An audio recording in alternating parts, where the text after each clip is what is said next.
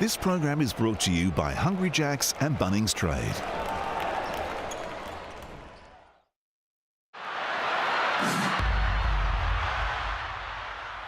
Here we go, the New Zealand Breakers taking on the Adelaide 36ers. Now, my man Jason Udee put it perfectly when he spoke of the trouble that the New Zealand Breakers have had to go through over the last couple of years. They've shown a lot of resilience, but I just can't back them here. You've got to bet with your head, not with your heart. I want the Breakers to win, but I just think they're not going to be able to get done. I actually reckon they're going to get trounced once again here. The Adelaide 36ers, while they're not playing great basketball, they're good enough to get it done over this team. So I think they should be much shorter than the head-to-head price they are at the moment. I usually don't take the line when it's only this close, but I'm more than happy to take it here. I think that the 36ers will be able to push this one out. And the total points, well, New Zealand just can't defend at the moment. I'm going to take the rare overs. Enjoy the game and gamble responsibly. These are jerseys that mean a lot to the Adelaide 36ers and their fans. A throwback to the glory days when Adelaide won 3 titles in 5 seasons and sat top of the NBL tree. Tonight, we celebrate the 2002 championship win when Adelaide set grand final records that still stand today. The highest ever grand final score of 125, 70 points at half-time, and 19 three-pointers at 61% as they ran away from the West Sydney Razorbacks to claim the ultimate prize. We welcome you to what was known as the Powerhouse for the first time in more than 3 years, and this is going to be a New Zealand Breakers home game. Hello everybody, I'm John Casey. Great to have your company here on Saturday night. It's been a while, but it's great to be back in the old venue. As I mentioned, the Breakers are at home here, almost at full strength. So can they upset the championship 20th anniversary of 02 and the 36ers? Let's ask our commentators, Dwayne Russell, Liam Santamaria and Pete Hooley. John, great to be with you. Great to be alongside Peter Hooley and Liam Santamaria. We were talking about it whilst you were talking. Flip of the coin kind of game. Can't wait for this one to get underway. Should be a good one. The Breakers finally have their full squad on the floor, and it's fun being back in this arena. It was the home court for the 36ers for 28 years, and tonight they'll be the away team, strangely enough, as they return.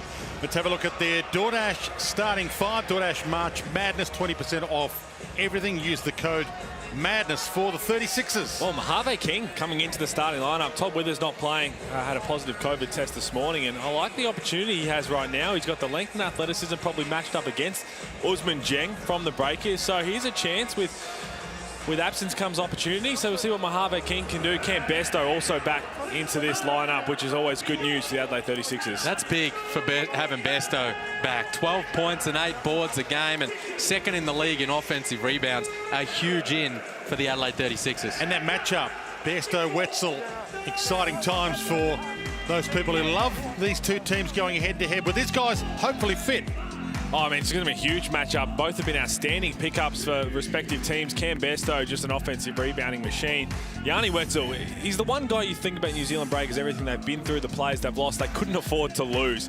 He has been enormous. He's had some really big games, big double-double. It's good to see him back, and these two guys are going to go after some big offensive rebounds. He's their leading scorer and their leading rebounder, Yanni Wetzel, and they desperately needed him back in the lineup. And Usman Dieng, back-to-back 17-point games, but also Chasen Randall, I feel like he's ready for a breakout game, has increased his scoring output every game he's played in the league. You mentioned Usman Dieng. He has lifted his rate in the last few games. We expected that he would, but he's only young. First European next star to sign an NBL contract. So there was an expectation he might take a bit of time, but he's arrived. Well, you're right. And again, we talk about absence creating opportunity. They really had 7 players, or played 7 players as well, for these last 3 games. So the opportunity was there to have the ball in his hands a lot and looked like he was enjoying himself. The more he keeps putting up those numbers, the more he slowly takes a rise up the draft boards. Of course, they've got Hugo Besson back in this week as well. A chance for him to showcase his skills down the stretch of the season. Will McDowell-White, Abercrombie's second game back. Fascinated to see what the Breakers can bring. Fantastic to have your company here at Titanium Arena, the old Clipsal powerhouse, as John Casey reminded us. Adelaide 36ers training base, and back here for their 20th anniversary of the last championship in 2002, and back here for the first time since 2019 for the 36ers, even though this is a New Zealand Breakers home game. And speaking of breaking, the Adelaide 36ers season is at breaking strain right now. So if you're joining us and watching the Hungry Jacks NBL for the first time this season, that's the story of this game. Can the 36ers keep their season alive with a victory over the Breakers? And McCarron first up. Mojave King getting a start. Bairstow, who before getting injured was hottest of hot. Little turnover. Detch retrieved it. Stopped it from being one. Johnson. King. DJ. Gave it some thought from the corner. Handed it in. Detch. Foul on the way in and gets the 2. They got there in the end, the 36ers. Not a perfect start. Mojave King on a different page to everybody else. Off the opening tip, but eventually Johnson, right-hand whip pass as Sunday Detch found some open space around the rim. Well, just quietly, those uniforms, how good do they look? This brings back real memories for me as young kids sitting in one of those chairs that, for all Adelaide fans remember, the loudest chairs that forever to go back once you stand up. They get it back here as well. You grew up in the hills, didn't you? I did, but made the way down and watched plenty of games. Saw Willie Farley in a dunk contest, an all-star game on the floor. Great memories. Okay, what kind of start are we going to get from the Breakers? Not the start Delaney wanted. Had a chance to finger roll one in. Bairstow takes some time. Fans have packed it out as well, which is great to see for some Saturday night primetime basketball. McCarron. Detch. Single-figure shot clock. DJ casually flicks it up off the glass. Well, they found him eventually. Had the mismatch down low on Peyton Seaver, Johnson, and McCarron and Detch. Finally got him the rock. He finished it. Do like that from Sunday Detch. The shot clock was running down, didn't get rattled. Throw up a deep 3, and here's what I thought was going to happen. Mojave King, Usman Jiang. There's a good take from the young fella who's just rising with confidence every single game. Was off to a really shaky start. Slowly starting to find his feet now and playing with that confidence. Daniel Johnson back out to Detch. McCarron, Detch, corner, King. And just flicked away last second by Finn Delaney. So 4 left. Shot clock for the 36ers. McCarron with the inbound. And the crowd give them silence.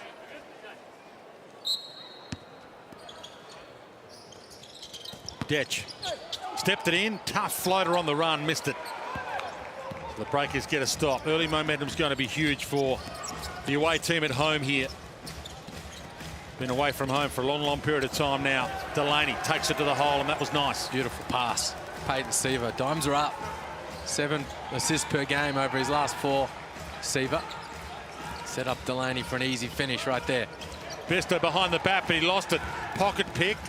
Seaver wants it handed to him. Wetzel went the opposite side. Tell you what, that's where Peyton Seaver's really good. Yeah, passing the ball, but getting his hands in the lanes, coming off his play to get some steals. Leading the league in that category. Peyton Seaver, only 2 players ever won the Big East Most Outstanding Player award 2 times. Seaver and Patrick Ewing. He's got some quality ex-NBA, pick 56, 2013 draft. 24 games for Detroit. Well, this is a time of year that he will have great memories. Louisville, March Madness. The NCAA championship winner with Louisville. And in Europe the last 6 seasons, but it's great to have him here. And finding his form. Been tough. Been tough for the entire Breakers outfit. Chasson Randall. As Liam Santamaria said, he's just starting to warm to the task now. Well, he is. As I said off the top, he's scored a little bit more in all 6 of his games thus far, and 20 points in their last outing. Just get a sense he's ready for a big one.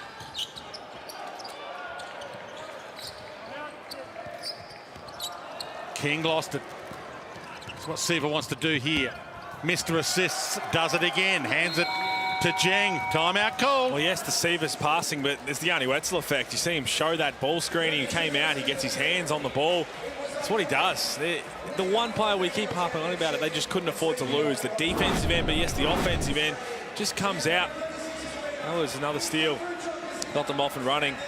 But Yanni Wetzel blew it up first on that ball screen. He is just so tough. It's good to see him back out there for the Breakers. Quick time out here from the 36ers. 36's biggest score of the season, 98 points against New Zealand round 2. This should be a high scorer as we head to their coach, CJ Bruton. Pick him up right now. Watch Hannah's coming in. Okay, pick him up. Make them The screen before you come off the handoff. He's got a deflection, we got a lucky bucket, and then we turn off and we almost turned the ball over twice. Look after the basketball. Out of here. So we're in. Let's go cross right now on the play down the floor. First side cross. Here we go. Flow cross. 3, 1, 2, 3. Here we go. Bring it deep. Well, firstly, great to see CJ Bruton back in action. He and I both hit by COVID last week and missed those last couple of games, CJ. So back on the sidelines for the 36ers and just trying to steady the ship here after a bit of a slow start. And he calls that play, should be a cross screen down low for Daniel Johnson. Trying to get something going towards the rim. One of the all-time greats, CJ Bruton and Liam Santamaria. Great to have the #1 NBL journo in the land back with us. Former NBL player as well. Besto tried a little move that didn't quite work. Up fake was delightful from Detch, but he didn't get it to drop when halfway down. Seaver. Feed in again. This time doesn't work for Delaney, but they get it back. Seaver might put it up. Had some space. Gets inside. Wetzel off the glass. Can't bank it. Detch takes it down the floor. Johnson found a lane, got inside, got the foul. Will go to the free throw line. Daniel Johnson. Draws fouls anywhere. He's got the ball in his hands. So crafty going about it. Sees Yanni Wetzel out of position. Lowers the shoulder. As soon as he takes the bump, throws it up, goes to the free throw line. Payton Seaver had a chance to launch it from 3. He struggled shooting the ball lately, and you can see there he's just trying to make a bit of a pass first option. He was ice cold last week, wasn't he? One of 14 from three-point territory combined over their last 2 games, and that's what we're waiting for with Seaver. For him to have one of those games where he puts it all together. Knocks down shots from the perimeter, play makes for his teammates, gets steals. When that happens, look out. As you mentioned earlier on, leads New Zealand for assists by a mile. Quickly down the floor. Wetzel likes his chances, although he handed it back. He's going to take Besto on. And the hook move. Wow. How's that from Finn Delaney? Well, mouse in the house. Dusty Hannah's into the pool game and having to guard Finn Delaney on the block. And I love the patience, just slowly getting to his spot. A little hook shot drops for Finn Delaney. Besto back out. Detch to the corner. Daniel Johnson, the up fake. Back out again. 7 on the shot clock. And that rims out to Delaney. So they've started well, the Breakers. Almost a full roster to choose from. Randall in form, and maybe they've finally got their mojo up and running this season. That was way too easy from an Adelaide perspective. Just they were raffling it there, the Breakers. Open guys standing on the arc, ready to knock it down, and there's Wetzel sending that away. And as you say, Pete, Wetzel's impact defensively, something the Breakers have really missed. The last few games he's been missing that. Illawarra come in and get a bunch of layups. Teams have just been coming in and scoring at ease against the Breakers. Hannah's. Go to the line for another one, Dusty. And he's pretty good from here, although... I think it went against him, Dwayne. Okay. Wow. Offensive foul. The Breakers will take it away. He had a season-high 25 points in that comeback win in round 2. It was an amazing game. Met once this season, Adelaide by 13. Biggest in-game turnaround this season, as that is a bomb and beautiful to watch. Adelaide trailed by 19 and won by 13 in that game. 3 of 3 from outside for the Breakers. And that'll feel good for Finn Delaney. Got 7 early points. Duffelmeyer hands it back out. Paisoto on the floor now. Hannah's found a gap where there wasn't one. Soto had his pocket picked. Crowd a little pensive right now. Breakers have had an awesome start. Yanni thinks about adding to it. Turns inside. He hooks it down. Great patience from Wetzel down low. His post-game has really developed during his time in the NBL, a season and a half. And that was easy picking down low. Soto from the top. Rejected. Well, changed his mind maybe last second. Duffelmeyer weaves his way through a couple. Tough fadeaway too. Can't get it going. Seaver is doing it at both ends right now. Looks around. Who does he want? Oh, slip on the floor. Have to do a bit of wiping there as Finn Delaney goes down. Lucky Finn Delaney again. It's good half-court defense from the Breakers. Forced Duffelmeyer into a tough contested fadeaway. Came up with the rebound. Everybody was running. Really strong start for New Zealand. They can join Adelaide with 5 wins on the ladder if they win this one, the Breakers. Patience you'll talk about, Liam. A little shake. Gets the spot, the really long hook shot around the world. And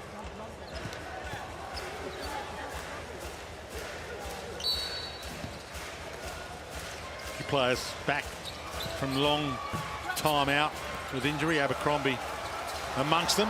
Ball handed back to Duffelmeyer, had to retrieve it. Will McDowell-White into the game for the Breakers. Missed the last few with concussion. Oh, the flick over the back to Soto. Oh, awesome. Beautiful pass.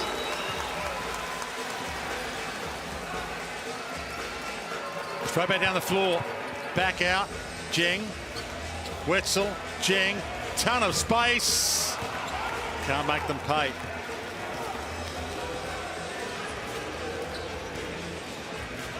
Desch. He ran out of room. Duffelmeyer retrieved it. Hannahs. Not a lot of room to move, but he still made it work. Yeah, good patience again from Dusty Hannahs, not forcing the first one. Put the defense in the air, little step through. Knocked it down.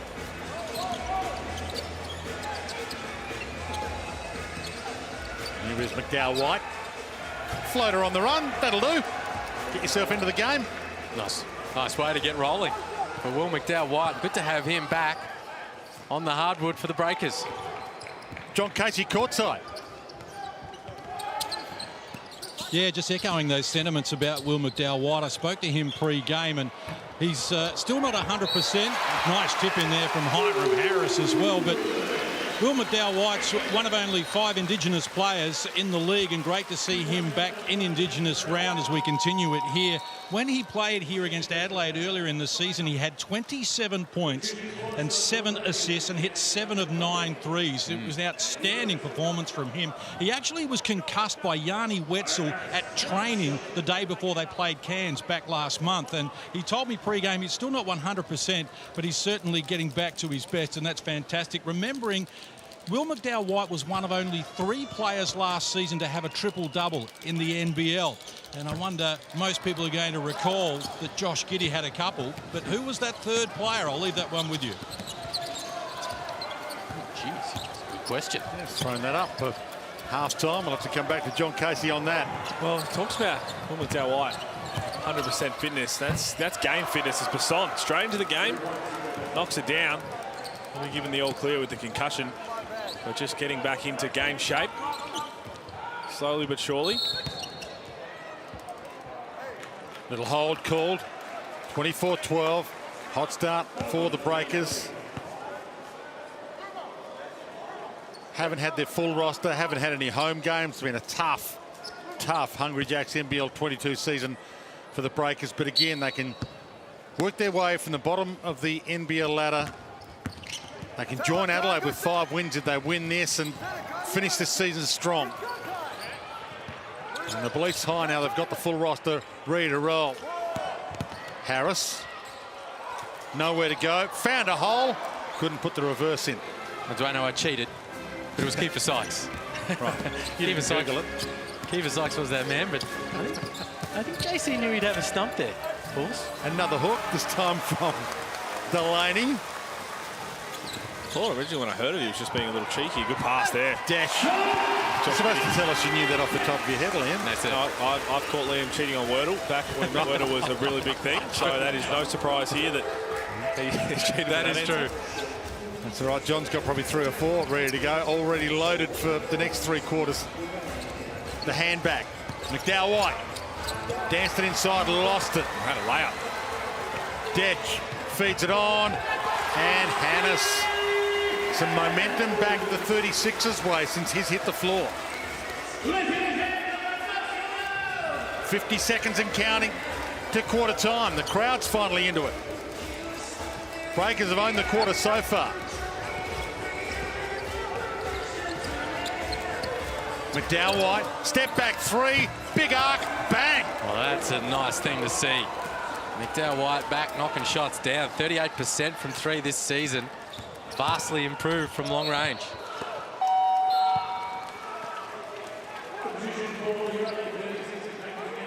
'36's season is at breaking point. They know they need wins, and they need wins in a hurry to keep it alive. CJ Bruton knows it. The fans know it. They'll be heading into quarter time behind the 8 ball. Jacob Holmes in the background there. On one of those uniforms. So that's shot clock, game clock differential. So the Breakers should get it back to finish the quarter. Harvey King. Dusty Hannes, who's been hot, might put it up or take it inside. Thought about the step back 3, danced his way inside, and he gets fouled on the attempt at an impossible shot. Well, that's going to be an offensive foul, I think. Oh, okay. Cam Bairstow trying to create some space to get on the offensive glass. It's what he does. Cam Bairstow, those little nudges underneath at the perfect time, but that time right in front of the ref. So 15 seconds and counting. Breakers probably the last possession of the quarter, in a quarter they've owned. 11-point margin. Hugo Besson giving us some thought. Step back 3, big arc. Oh boy. He is a star. Hugo Besson. A statement finish to a magnificent first quarter by the Breakers. They put 30 up, 30-16 at quarter time.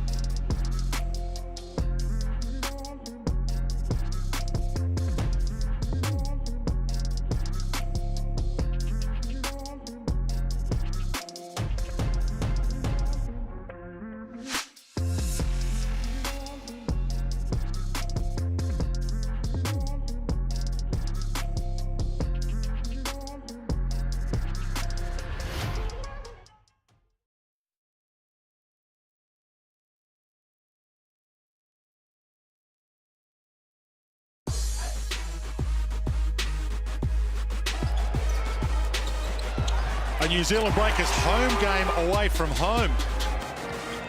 And the Breakers have made Adelaide 36's arena their own in this opening quarter. 30-16 at quarter time.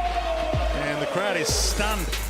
Today's winner of the $50 Kmart gift card is Kaz Gumley. Congratulations. Our youngest loves imitating her big brothers and practicing her basketball skills even when watching from home. Congratulations on behalf of Kmart. Brilliant opening turn from the Breakers. 30 points equals their highest scoring first quarter of the season. 6 of 8 from long range. Finn Delaney has his best first quarter, 7 points for him on the board, and they're up and about. Well, they are. They're going to keep at this rate, and their morale will be high. First time I believe this season that every single player has been available for them. They're very well documented what they've been up against. McCarron puts it up from long range. And Wetzel and Seaver compete for the rebound. That's how desperate the Breakers are to keep this momentum going in the second quarter. Seaver behind the back and a little too tricky. Certainly too tricky for Tom Abercrombie. He hasn't played a lot with Peyton Seaver, so maybe one of the reasons why they weren't on the same page there. Detch back to McCarron. Bairstow. Johnson from outside. And that rims straight back out to Wetzel. Well, they're 0 for 5 from long range so far, the 36ers. Yanni takes on DJ, turns inside, draws the foul, and will go to the line for a couple. Yanni Wetzel. Such a patient operator down low. Doesn't try and force anything, just tries to get to his spot slowly but surely. Gets the bump and goes to the free throw line. We mentioned how important he was. I think you even put it in your power rankings that they're not going to win a game without him. Nah.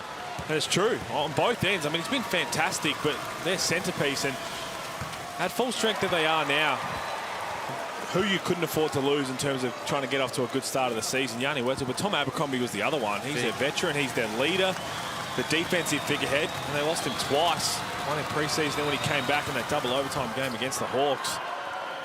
So just the two main pieces. You sprinkle in everyone else who's missed the game and all the COVID interruptions. Wetzel puts in 1 of 2. Detch. Bairstow looked around to see what was on offer elsewhere, and then I think I might just pop it in myself and go to the line for the extra. There's another patient operator. Cam Bairstow always makes good decisions. Yes, he had a shooter open in the quarter, but thought, you know what? I've got enough time and space here. Little pass fake. Got Abercrombie to react. He was able to knock it in. Mahalo King, that pass fake's never nice. When there's nobody around you, you think that's coming. You are ready to set your feet and tee off. There is Tom Abercrombie. All New Zealand fans will be happy to see him back out there. Well, they've had all kinds of struggles defensively over the course of the season, the Breakers. And runner-up defensive player of the year last season, Abercrombie. He's the head of the snake for them at that end of the floor, the guy they could put on everybody's best offensive weapon, and not having him all season to now has been a massive setback. Here is Tom Abercrombie on cue. Oh, heard us talking about him. He can do that as well. Step out, shoot the three. But the best part about him on the defense end that I love is he's a hard screener to be screened. He fights through it so well, and even when you think you've beat him, his length and athleticism really worries people out of shooting their normal shot. Bairstow, little fake, got it in, and he's going back to work. He was in amazing form. He's got everybody jumping right now. Cam Bairstow, pass fake, bucket, shot fake, bucket, going to work. Didn't play last game against Perth. Well, the alley-oop this time for Yanni. Breakers looking good. But if you think you've seen this movie before, well, this is how the Breakers started last time they played the 36ers. Biggest in-game turnaround this season. Adelaide trailed by 19 in that one, won by 13. The lob from Basson. He's looking really aggressive and confident coming back in to the lineup. Well, he's a big part of the rest of their season, Hugo Basson. Of course, he's a big part all season, second leading scorer for the team. But they're not going to make the playoffs, the Breakers. Yes, you want to come out and win as many games as you can for your fans back home, but Ousmane Dieng, Hugo Besson, the ability for them to showcase their talents ahead of the upcoming NBA draft. Of course, there's a buyout involved for those guys if and when they get drafted. That'll help the Breakers, who haven't been able to get their fans buying tickets for their games all season long back at home. So really important that those guys get minutes and put their skills on display.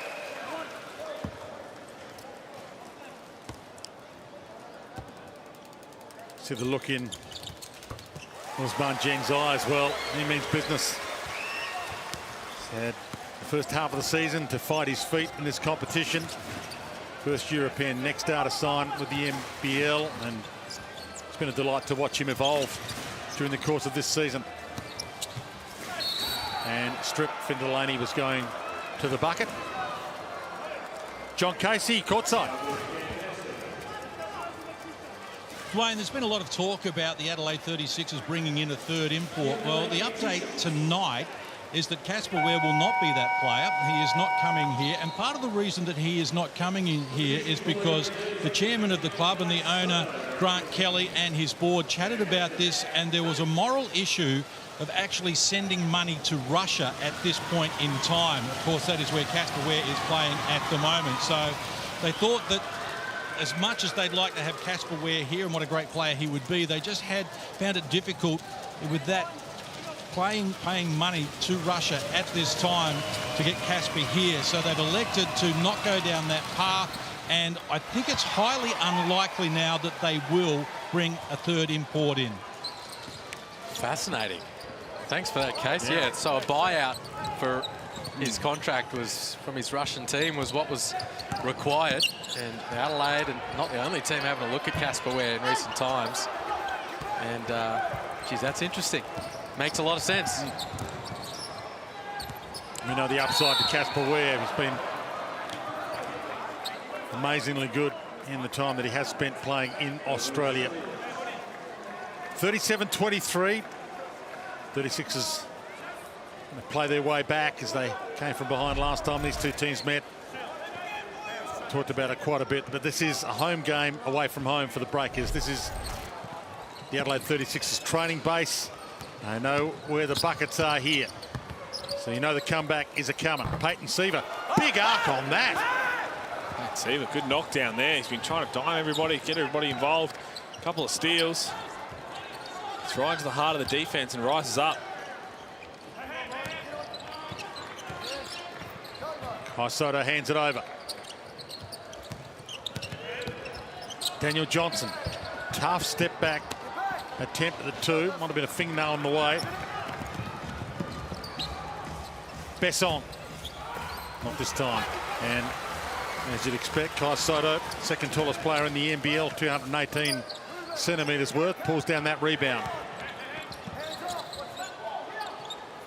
Harvey King. Back to Soto. Oh, he went for the big jam, but it was rejected. And Ousmane Dieng says, not on my watch. He gives it the little Mutombo as he meets Soto at the summit. Have a look at this. Just comes across and high-fives him in the end. Ousmane Dieng just saying, don't try that. I'm going to go up and contest it.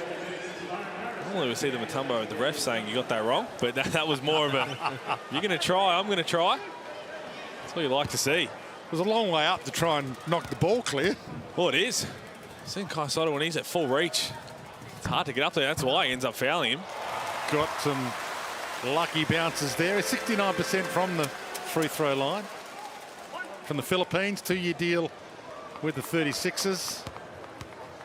A bit of a cork thigh issue, but he's okay now. And gets them both to go. Motion. Peyton Seaver.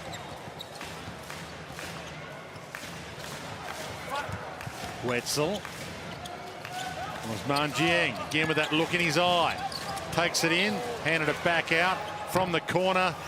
And there's Kai Soto again. Doing the hard work on the defensive end. Dusty Hannes. Well, he let it fly. Doesn't. Hiram Harris. Dusty Hannes. Kai Soto. Lost it. Flicked it back out. Still alive. 4 left shot clock. Seaver cut it off. A little overzealous with the attempt at getting it away. Back to you, 36ers. What do you got? Detch. Harris. McCarron, catch and shoot. Soto again working hard and keeps it a 36ers ball. Hannes is a class act when he's going. He's hard to stop. He's crafty. Well, it wasn't pretty. But you can hear CJ Bruton, he was barking, snap it back. And he was talking about the original mismatch. It was Hannes with Yanni Wetzel out on the perimeter. That's what he wanted the ball to go to. It took a while to get it there, and then they had to rush a couple shots. But in the end, ball spilled to Dusty Hannes, who got it to go with the contact. 5 minutes left in this second quarter, 39-27. The scoreline. Dan Shamir knows that the comeback is coming sooner or later. Soto now, everything is very open and there's a lot of answers. You need to just set the good screens and let's look for some pick and pop in second side. So let's go 5 above, okay? If Hannah's on me, can we hand it off? If he's kind of just like this, like it is. Okay, 5 above. Of Usman, you're second, you're coming on the last one, okay? 5 over here, going here, above throwing it, Finn gets him, you get here, you get him, and you dive. Okay, get to the rim. Now drive and kick a little bit, okay?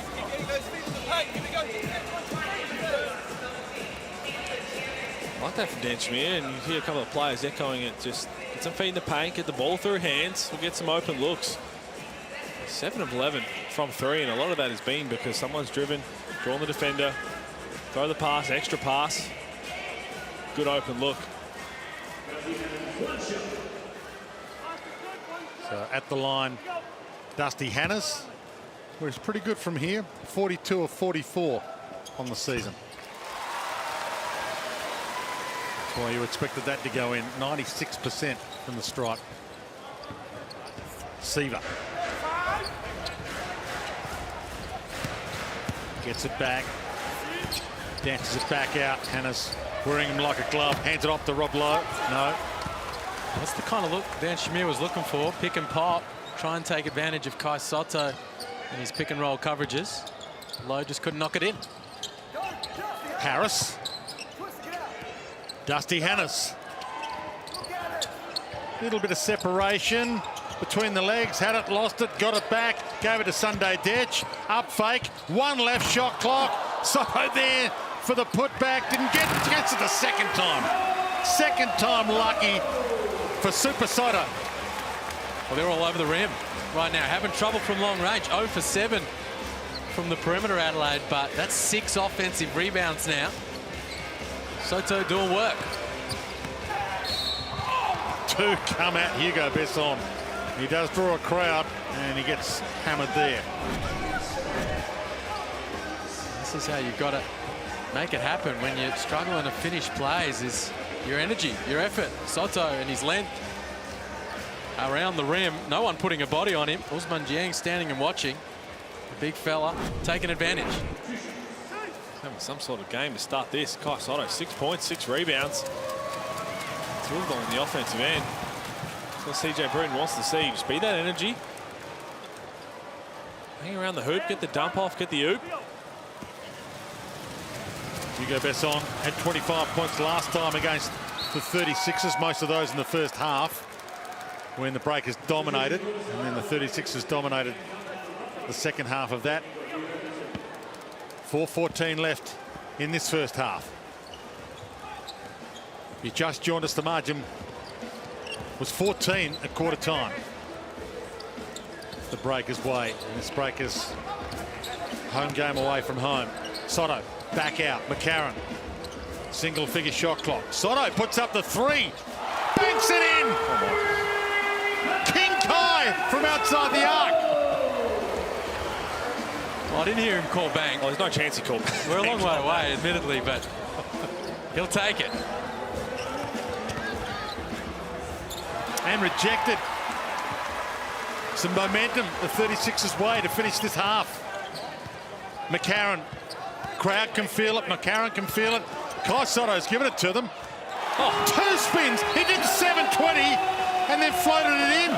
He's putting on a show. Kai Soto, timeout New Zealand. As they search for answers, Soto, the first player in double figures, 11.6 boards. And he is showing the full arsenal right now. He's got himself a bit of a smile, why wouldn't you? Started with the oop on the offensive glass and then the bank three and with the non-preferred. They're celebrating the O2 championship there tonight. No doubt Rupert Sapwell in the building. He'd have enjoyed that bank three. And there's Soto, the non-preferred right hand. And he's having himself a good time. Sapwell in the background. There he is. Brett Maher. That was, what a team. What a team. Put on a show. Brett Maher, grand final MVP. It was his second Larry Sengstock medal. Sapwell was huge. Phil Smythe. Another championship for the General. And, of course, Willie Farley. You mentioned Willie Farley before. My goodness, how good was he? First year in the league. Tore it up. Well, I spoke a little briefly about it. I remember watching the All-Star games a few years later on this floor, and Reece Carter was in that dunk contest, but Willie Farley brought out a young fan with a flip phone and stood in, just in between the NBL and the flag there, and I thought, here we go, he's going to jump over him and jump next to him. And with the flip phone, you don't remember how long it took to take the picture. Can't imagine it would have been turned out that great. Great memories from the top and back out to get another stop. The 36ers, they are finishing this half strong. Soto, been a big reason why. Got it back. Harris danced inside, not a lot of room to move, and can't make the shot. Flicked clear, and it's still going to be a breaker's ball. Delaney plays with his chest so well, physicality. That's why we saw a couple of possessions before. Dusty Hannes thought he had the mismatch. It's not a mismatch with Finn Delaney. It might be forward versus a guard, but moves his feet well, very physical. Soto gets a nice reception as he comes to the bench. His best spurt of the season. He's changed this game. 41-35 now. Seaver brings it down the floor.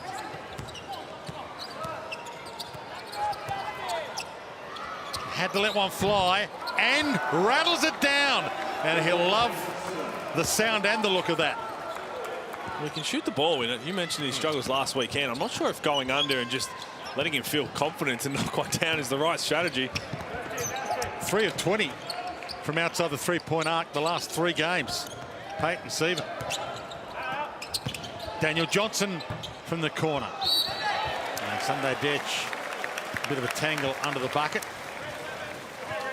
There's Mun Jeng making his presence felt at the moment. 2 minutes to halftime. And the game that's changed before our eyes. Hannah's having a rest. Soto having a rest. No Todd Withers because of COVID. 44-35. Sunday Detch at the line. Well, he's not spectacular, 67%. And another strange anomaly in this game because it's a New Zealand home game.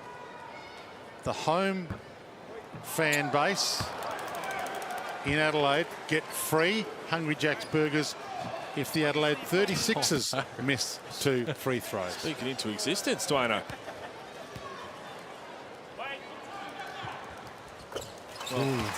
Would they have cheered it? Well, you can quickly become a fan favourite. They usually lose their biscuits for the Hungry Jacks in Adelaide. They do. They're awfully quiet right there. They were cheering for it. Maybe a bit later in the game if the game's wrapped up. Hugo Besson. It is a strange anomaly in this one. Besson bides his time. Look away. Delaney from the corner. Rebound McCarron. Got up there. Ripped it down. Rips it down the floor. Daniel Johnson gave it a little bit of thought. McCarron. Wetzel stares him down. Back to Harris. Back to McCarron. Single figure shot clock now. Marshall. on the floor getting some important game time. 3 seconds left.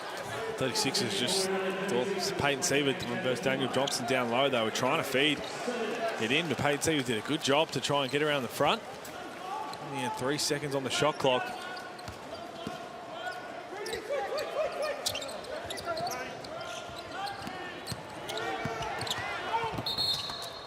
Really good take from Peyton Seaver. Good awareness to know Daniel Johnson was just going to run straight through him. They need to get something better than that. Johnson turning the quarter off the bounce late in the shot clock. That's an offensive foul waiting to happen. Roll the big fella into the block. Entry pass down low. Let him make something happen. Seaver again. Whips it inside and a little too slick for Wetzel. It might have been too slick for anyone. Well, that wasn't designed for Yanni Wetzel. That pass is going to Finn Delaney in the corner, but it went right over the head of Yanni Wetzel. So they get the stop. 44-36. Harris, as the 36ers get a chance to bring it down the floor. It's only a quick break for Kai Sotto. CJ Bruton throwing the young fella back in. Johnson comes out. He's going to have a long sit down at half time. Get a good break after this minute and 17. He's been the hottest guy on the floor. Got to get him back out there. Finish with some momentum. See if he gets it back here. Oh, carving past them all with some style. Tad Dufelmeyer. He's been Mr. Plus Minus so far. His time on the floor. He's been given a chance this season, and that's been lost by Hugo Besson. Good hands from Nick Marshall. What he can bring, Tad Dufelmeyer, is the ability to make plays off the bounce, the ability to get into the lane, turn that corner. We saw the beautiful pass he threw over his shoulder. Mitch McCarron isn't doing a lot of that from the point guard position for Adelaide. So Dufelmeyer can bring a bit of a playmaking spark. Marshall through the contact, and he'll go to the free throw line. Nick Marshall, where he's never been, for the record. So here he goes. Turn the corner there, put a move on Finn Delaney, and Besson going down with the hands. The last 2 possessions for the Breakers, we hadn't seen all half in terms of just opening up the body, letting someone get an open layup, which we have seen so much over the past few weeks. That's been one thing they've struggled on the defensive end.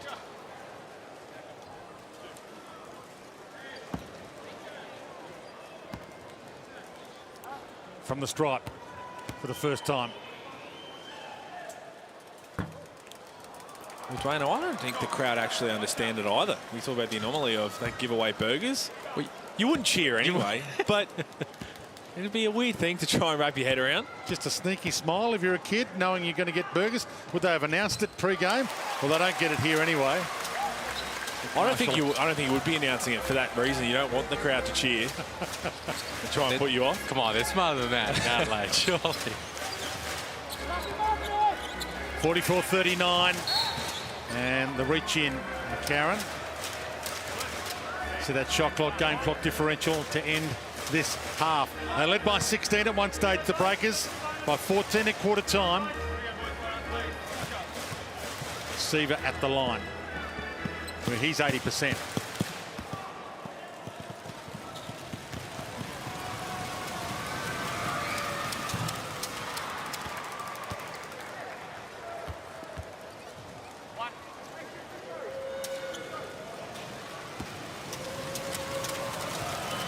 Both teams coming off 4 loss streaks coming into this, so you know how important it is for both teams to end that kind of streak. And is that a turnover? It's not. Yeah, Breakers have lost their last 4. 36ers have lost their last 4. Breakers bottom of the ladder, 4 wins, 13 losses. Enjoying the 36ers with 5 wins. 36ers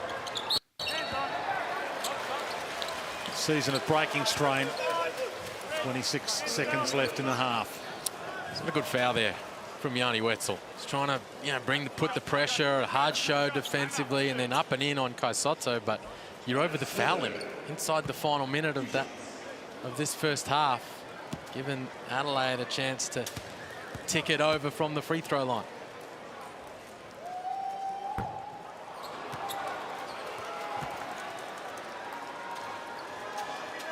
Don't want to harp on it, but Yeah, I'm thinking the same thing. okay, Kai Soto puts the second in to applause. Little shot clock, game clock differential to end the half. Hugo Besson. He can put it in from long range. Marshall right with him, wearing him like a glove. Besson danced it in to the corner. Delaney never looked likely through the air. Whose ball? 7 seconds left, and it's still going to be a Breakers ball. Wetzel just doing enough to Kai Soto poke it out of bounds. 7 seconds. Good opportunity here for the Breakers. Played well in this first half, but going with a little bit of momentum that they've lost in this second quarter. Seaver gets it back off the foot of Mitch McCarron. So 4.8 left for the Breakers, who'll take a lead in at half-time, but it won't be the lead they had at quarter-time, which was 14. Inbound. Wrong guy to leave free. Besson, a floater off the glass. Wetzel tried the circus shot over his shoulder, and it's a 6-point margin at the half, 46-40. The Breakers lead by 6 after leading by 16 earlier in the game. Good response from Adelaide in that second term. And as you say, down by 14 at quarter time.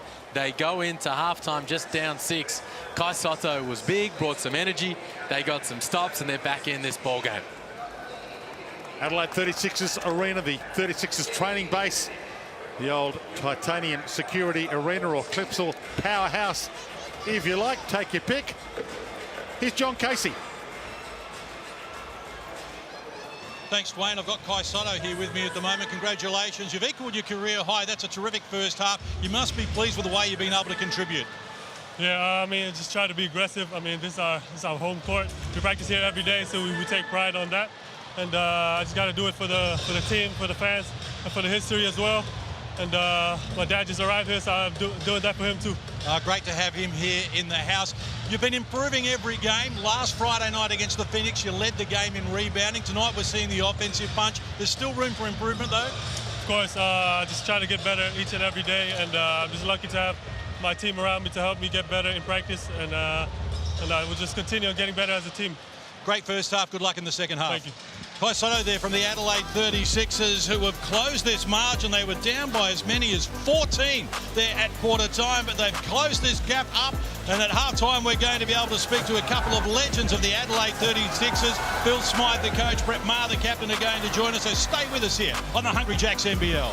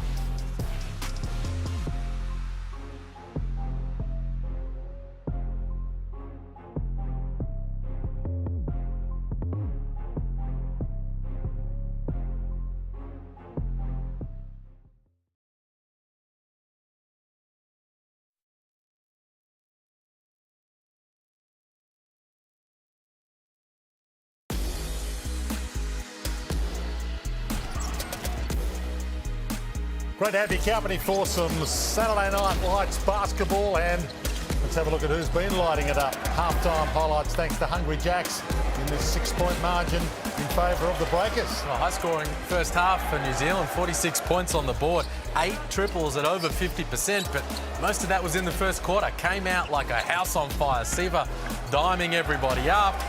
The whole crew getting going at the offensive end, but after that first quarter, Bulls, things turned in the direction of the 36ers. Well, they did. Kai Sotto was a big factor for that. He was getting going on the offensive end. He got 12 points at the half in just 10 minutes. And we talk about the New Zealand Breakers. They're at full strength and they've played 9 players. Everybody's solid minutes. So they're getting everybody the opportunity to go out there. Peyton Siva was getting everybody involved with some assists and a bit of energy plays to get the Sixers back in it. Down 16 or so at one stage, and it was looking like it could be in a danger game. Kai Sotto steps out, banks that one down, and had a bit of a smile about it. And again, he is on some sort of game right now. 12 points, 7 rebounds. Dusty Hannah's good little spark when he came in with 7 points. Finn Delaney looked like the Finn Delaney of old in that first quarter. Basson hasn't lost any confidence when he's back into the lineup, and this is set for a big second half. I know there's no potential finals riding on it, but in terms of both of these teams, there's a lot riding in this game. Look at the shooting percentages for the Breakers. 50% from the field, over 50% from 3, and then knocked in a few free throws as well. But as the boards for the 36ers, 5 different guys have offensive rebounds. They can't knock it in from long range. Second game in a row, they're struggling from out there. But the effort, the energy on defense in that second quarter, and they're back in the game. It's been fantastic to watch Kai Sotto grow before our eyes, hasn't it? Big time. I mean, this is a kid with the weight of a country on his shoulders, with the attention and the following from the Philippines. He just carries himself really impressively. And as Case says in the interview, he's improving over the course of the season, and you love the confidence. When you get it around the hoop, finish strong. Always trying to tuck it in when he's down low, Soto, and steps out, lucks of fortune, knocks one in off the glass, and then was able to take that confidence into the block, wheeling and dealing over that left shoulder, righty hook, and now he's in double figures. Really nice first half from Kai Sotto. Yeah, he mentioned that his father was in the house as well. Must be a great moment. He mentioned the whole country of the Philippines watching on to see what kind of performance he puts together, but he has grown into a brilliant star of this competition. He's putting on a show in this one tonight. The shot chart, what do you make of it? I mean, it's been good for the New Zealand Breakers, as you highlighted, Liam. Look, 8 of 15 from outside. You hit double-digit 3 makes in a game, you're going to put yourself in a position to win. Adelaide 36ers, 1 of 9. A few of those were wide open ones they've got to knock down. All those red X's around the 3-point line. And again, they'll be happy with where they're at in terms of the poor start to get it back to just within 6. New Zealand, we know, have a tendency to fade out in the second half. So CJ Bruton's saying, we've just got to stick to the process. They'll be happy with the bench production. Starters need to try and get going here in the third quarter. And a historic moment for the 36ers as well tonight. Yeah, celebrating that 0-2 championship. Who would have thought when they were rolling through the league in those periods of time that they wouldn't have won one since then? But it was a tremendous title. They finished third, rolled through the final series, and a lot of the legends in the building tonight. Absolutely. Some royalty downstairs with John Casey. Thanks very much, Dwayne. I've got the captain of the 0-2 championship winning team, Brett Maher, and also the coach, Phil Smythe. These are great memories. You had a lot of fun today. Tell us, you had a Zoom chat with all the guys, most together, even the Americans. That must have been fun. Yeah, it was really good just to catch up on what everyone's been doing over the last 20 years. There's a lot that's gone under the bridge, and just to see people like David Stiff, Mark Nash, Matt Garrison, and I spoke to Willie last week, and everyone's doing really well. So it's great to catch up. Good memories. And Phil, you mentioned about it was a complete team effort. You weren't expected to win the title, and you found players who were able to play above themselves, if you like, to win that championship. Yeah, I think that was the key for us, Case. Everybody did. I mean, obviously the guys that had carried us during the year, but guys got into the finals. Every player played. But I mean, we're 14 from 16 from the three-point line in the first half. I don't know that you'll see that again anywhere in the next 20 years either. Well, Brett, you had 30 points, 11 rebounds, 8 assists, a near triple-double. You played all 48 minutes. Now, did you not want to come out, or did Phil to forget to take you out? No. It was just one of those games where things clicked, but not just for me. Like, we had David Stiff had 19 points. Rupert Sapwell had 18 in the first half. Willie had 22. We had a lot of really big contributors, and yeah, it was just a case of that team with the role players stepping up at the right time, I think. And Phil, celebrating the O2 Championship, I think it was really meaningful that Kai Sotto was able to bank that three just for Rupert Sapwell. Did remind me of Sapper, did. But just on that question you asked Marzi, were we going to take him out or not? We went to and Marzi waved us away, mate. He wasn't coming out. So, no, he didn't. It was great.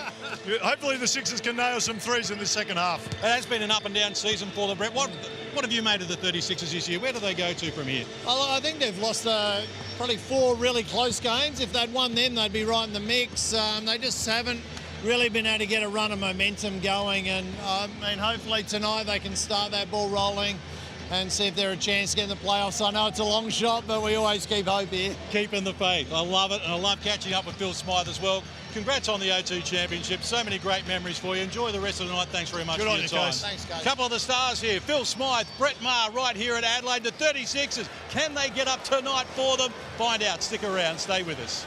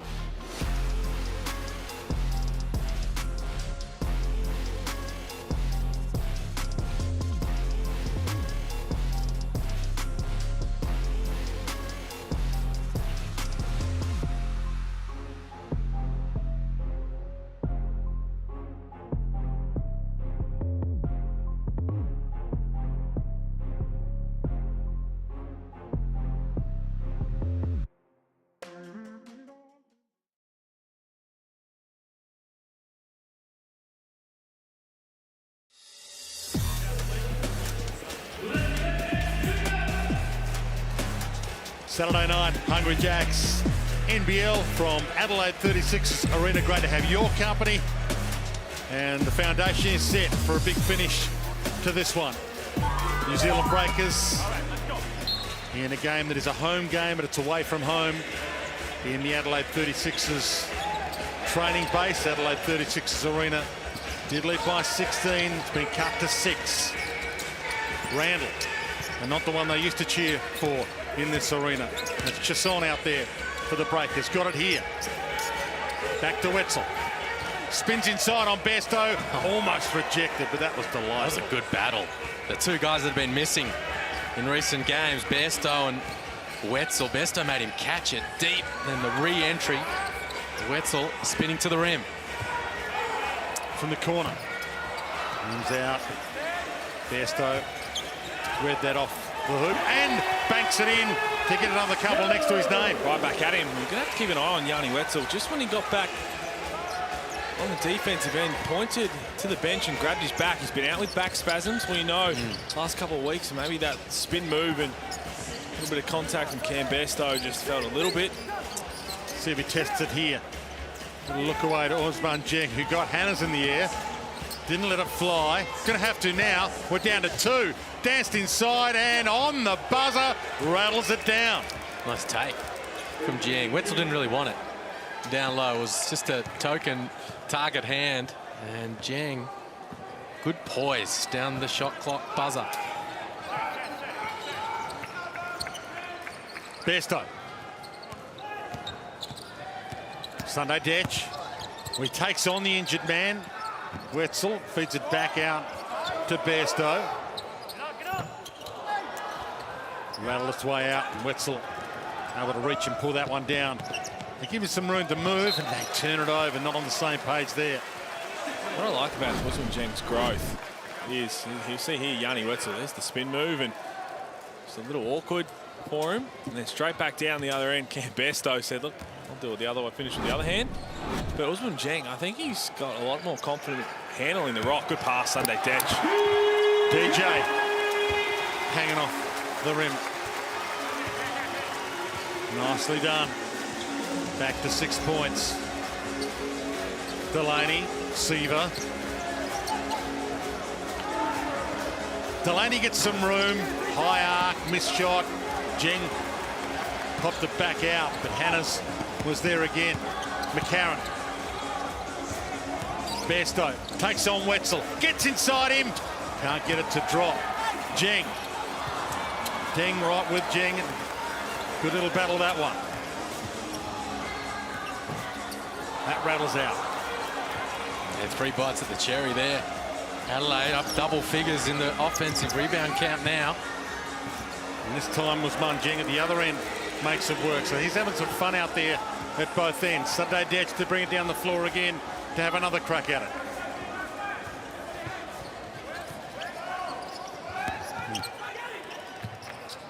Besto, let it fly.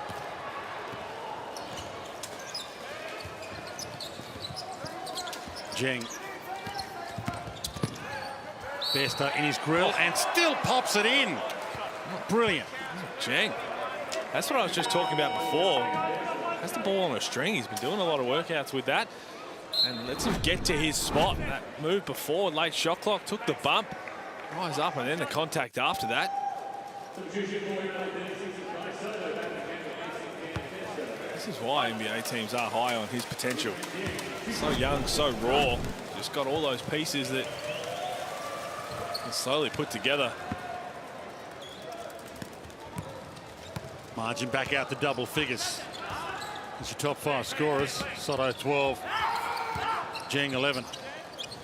Soto hands it to McCarron. Hannes. Took on Randall, banked in a couple.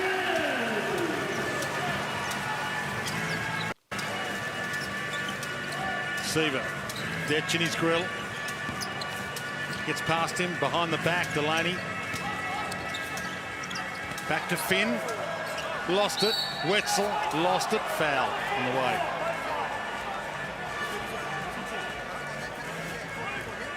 Two refs had different fouls. Didn't call out. The 36ers didn't like it, but it was going to be foul either way.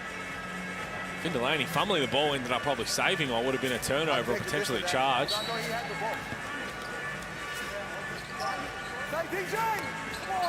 Wetzel. It's on the end of the inbound. What does Gianni want to do here? Not test the back out. Seaver with 6 left, puts it up and nails it. CJ Bruton's frustration there was probably about got to 3.5 on a count throwing the ball in. He was just trying to tell Kai Soto and Daniel Johnson to deny the pass. Ended up getting it in and knocking down a 3. Out by 12 now, the Breakers. And they can smell some blood here. Delaney hands it back to Seaver. Gets inside. He gets half the glass, but was hammered on his way. Right down the heart of the defense there. Seaver, the triple the previous possession. Here, Soto just a tiny step late at the end of the shot clock there, and then right down the middle of the lane to get to the free throw line. And Adelaide have gone dry again offensively. Struggling from long range, 1 of 12 from out there, 0 of 3 since half-time. And as a result, the scoreboard is not ticking over, back out by double digits. Sneak in on CJ Bruton to find out how he plans to rectify it, but don't want this to slip out to a 16-point margin as it was earlier in the game, or even a 19-point margin as it was last time they had to come back and win it. Let's get the, so that big's going to set the flare, touch. He comes up, touch. He comes over, gets the ball. He goes off. This guy's going to go underneath on that flare pick.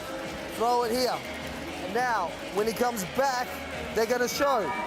Packer, if you're high, make sure you get to the circle so they come off. Throw here, high, low. This weak side guy, big. Make sure you come up. Low touch. Keep finding pace in the game. Stay at the rim. I like that from CJ Bruton at the end there. Keep finding pace in the game. That's where Mitch McCarron can try to get involved. 0 points, just a couple of dimes from McCarron so far. 0 of 3 from the field. Just hasn't really had much of an impact, but in transition, pushing the ball, maybe he can get involved. And then he says, stay at the rim. They shot 18% from 3 in that loss to Perth last week. And they're 8% so far today, having all kinds of trouble from the perimeter. So, got to keep some heat on the rim. Well, they're 1 of 12 in this one, and the only 3 they've made is a bank from Kai Soto. Most unlikely is Payne Seaver going to the line, and he was very patient in getting his offense rolling. Up to 10 points now. He's hit those 2 threes. A couple of assists. He's got 3 steals. You can see why, because he just flies off the help side. And there we go. There's a bit of upset about the second free throw.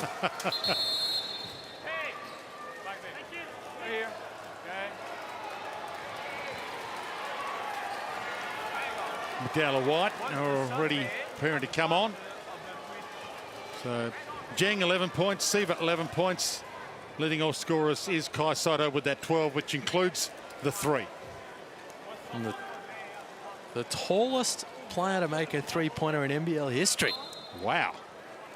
218 centimetres, big Kai Soto.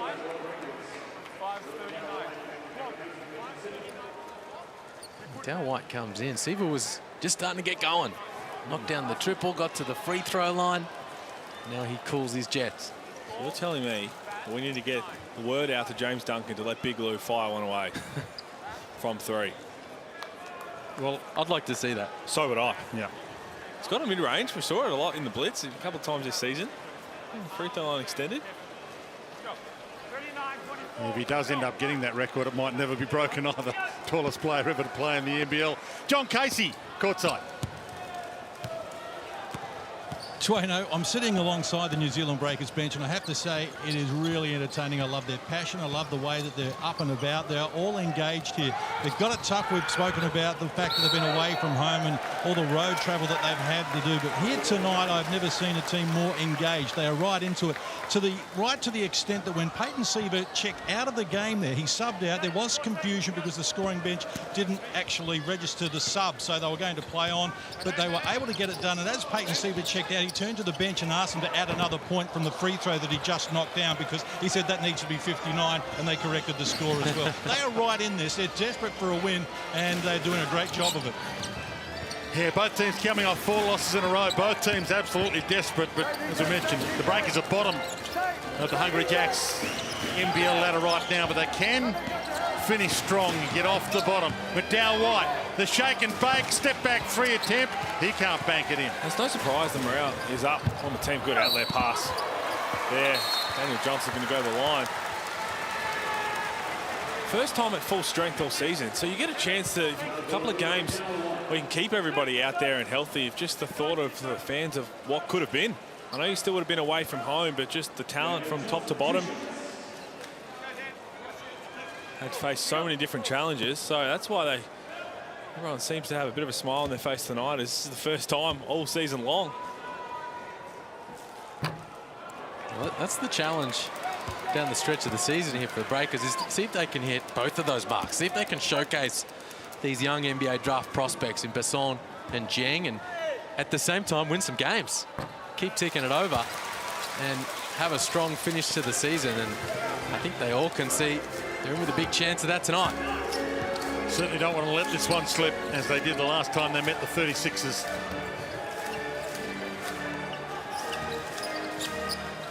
Dieng sizes up Soto, puts in the long range. Duck can't get it to go though. Detch down the floor.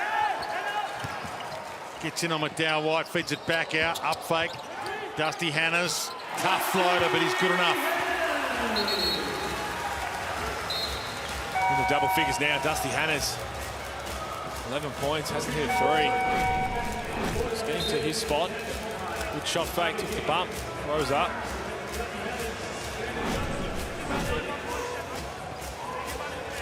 Just a little jumper to go and sits down.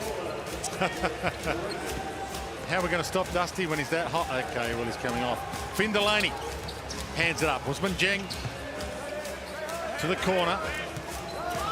Could have gone line, elected not to, and it'll reach around behind Hugo Besson. Doesn't work. 4 minutes left in this third. And a couple of momentum shifts in this game. Breakers all the momentum early. 36ers threatening to take the lead in that second quarter. And the Breakers have steadied. And that man, Hugo Besson, has a deep bag of tricks. Really nice from Besson. Just a little hezzy as he comes down the lane, and that sends the help away.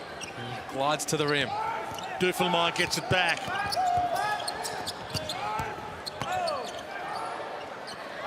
McCarron. Well, he's going to have to let it go from way outside. Can't find his range at the moment, Mitch McCarron. And again, Besson hammered, but he's a star, and he makes it work despite the contact. Big smile on his face. Well, he's a bucket, is what Hugo Besson. Yes, he's a shooter, but he's a scorer. Just has an ability to get into the teeth of the defense and just finish through contact, finish over the top of the help around the rim. Can score in a variety of different ways, and that's what makes him such a promising young prospect. So this is going to be interesting. Coach's challenge here looks like from CJ Bruton, saying that the offensive foul potentially from Hugo Besson. It definitely looked like it on that angle. Now, I'd like to name myself as the coach challenge expert, but I'm not. Can they? I've seen it once before this season. I wasn't sure we're allowed to just change the call to an offensive foul. I think what I was understanding is if there's two players involved from the same team and the foul's called, say, on Harris there, but he's clean and, say, Kai Sotto cleans him up, they're not going to change the foul to Kai Sotto. I think that's the rule that I understand. But if it's a, usually it's a block charge type situation, and then it gets flipped and it goes on the other guy. But I imagine this would be the same. It was a defensive foul, and then they're going to challenge it and try to get it overturned to an offensive one. It looks like they might have a bit of a case just based on that first angle we saw. Just didn't need to do it in the end. Got his right arm up above Harris' shoulder. So have another look here at the hard work. And then right there, just trying to keep Harris' arm down. I've been wrong plenty of times. No, I reckon I'll win that. John Casey courtside. Yeah, thanks, Dwayne. I'm right here because tonight we're actually doing the review centre from courtside due to the technical issues of being at this venue, which isn't used on a regular basis. So Mal Cooper, former champion referee, and Hugh Starkey, the fourth referee, are here actually. And this is the review centre from right next to where CJ Bruton was. And the problem with that was that he was challenging the call, but the call was correct. Yes, there may have been a fend-off earlier contact prior to that, but the actual challenge to the call that was made and the foul that was called, well, the call was correct. So we're going to, that's why it was lost. And CJ's lost his challenge and his timeout. Let's go. He's not happy with his explanation, though, John, but we're happy with yours. You've been everywhere tonight. So keep up the good work. Based on what we could just hear a little bit there from Nick Fernandez and John Casey, is Harris's left hand made the contact first, which is what they were calling the foul, and then there was the offensive foul. It wasn't that touch. It was called on the shot, and that's when you call the foul. That's what CJ Bruton is trying to argue, saying, well, that's not what you were calling the foul for originally. He's got his money's worth out of the objection. He's had a couple of bites at that cherry. Oh, then they give up the offensive board, Adelaide, and the Breakers convert. So none of that went right for Adelaide. And maybe it's a little distracted, given the challenge to the challenge. So Wetzel and Abercrombie both go down. Well, the left elbow from Soto inadvertently cleans up Abercrombie. Well, this doesn't look good at all for Tom Abercrombie. And after that, it looked like he might have copped a little bit from Yanni Wexel's backside. He looks in a bad way.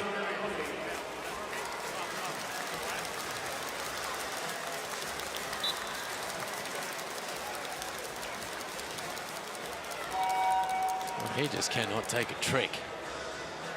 Breakers all-time leading scorer, and it's just been a horror season for him this year. So I think that's Yanni Wetzel trying to say that he copped him a little bit as well. The knock to the head doesn't look at all well, so let's hope he's all right. It's unlikely on that vision. We'll see Tom Abercrombie back tonight, heading straight to the rooms. So another big loss for the Breakers, who've had so many injuries this season. He really hasn't played a whole lot, but the morale of having him back around the group, on the floor, just do them wonders. So that's horrible to see. So ball back in the hands of Duffelmeyer to Soto. King back to Duffelmeyer. So they can get some momentum heading into three-quarter time. Soto takes his time, spins baseline. 3 seconds left. McCarron has to let it fly. It's short, but they get it back. Might let it fly again. Mitch McCarron spins out of trouble. Mojave King can't nail it. Push under the bucket. Soto and Jeng having a couple of words. Well, they just cannot buy a basket, Adelaide. Good find from Soto at the end of that action. Had nowhere to go. Was double teamed down low, and he found McCarron wide open on the arc. He's now 0 for 4. Then they miss another one. 1 for 16 from long range. Now, you just feel like Dusty Hannahs is the guy that can maybe remedy that, but he's chilling on the sidelines. Duffelmeyer from outside. He can't get it to go. West, big rebound in the middle of 336ers. It is bizarre. 49 points. The 36ers train here. I think they'd be fairly confident with their shooting. Last time these two teams met, 36ers put 98 points up. They've got 49 now, 2.5 left to three-quarter time, and the Breakers, confidence sky high. The hook rims out on the buzzer. Besto the rebound. Duffelmeyer takes it down the floor. Besto. Soto. Thought he had Besto, didn't. Still alive for Duffelmeyer, and finally they find the hole. That's the way, not. Don't settle at the three-point line. Shot clock running down. He's still got time to put the ball on the floor and get to the hoop. At this rate, Clay Soto may as well tee off another one from outside. He's the only one who's hit one, 100%.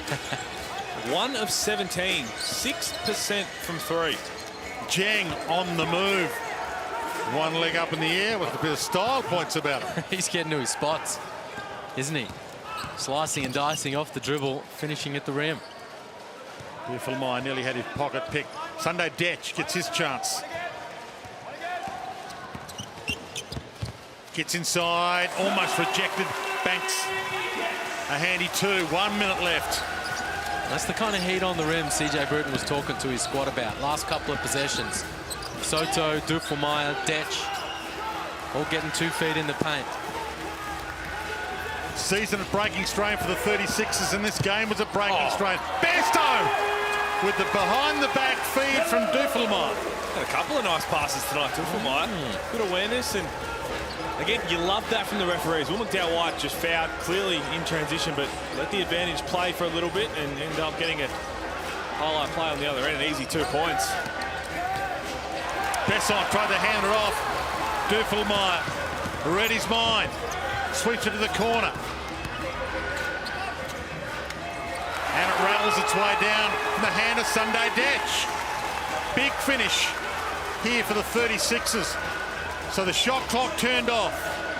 Over to you, Breakers. 10-point margin. Last shot is theirs. Who's got to take it? McDowell-White. Wetzel runs into a traffic jam. Draws the foul.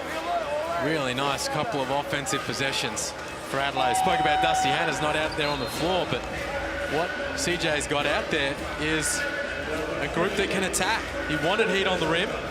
So Duffelmeyer, Detch, putting it on the floor, getting to the cup. While they're struggling from long range, getting high percentage looks close to the rim.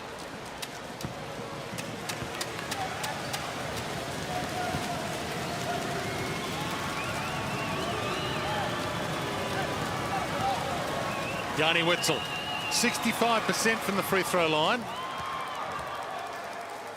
Makes the first with ease. Out to 11. 36ers will get it back with 7.4 left unless this rims out. And the Breakers get the rebound. And it does rim out, but the 36ers get the rebound. So DJ to Detch. A little bit of time to play with. Breaks a couple of ankles, floats it in, can't drop it. 3/4 time, Adelaide 36ers Arena Breakers. Home game away from home, and it looks like it'll go down to the wire. 68-57 with a quarter to play on Saturday Night Hoops.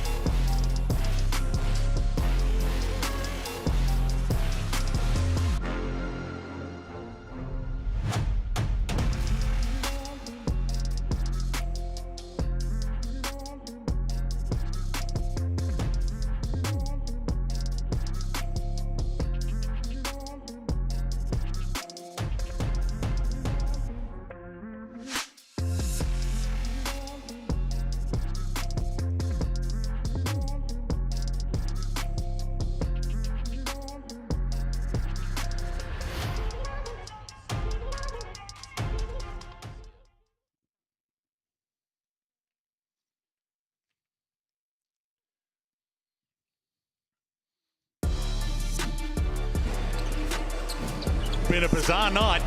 68-57, Breakers lead.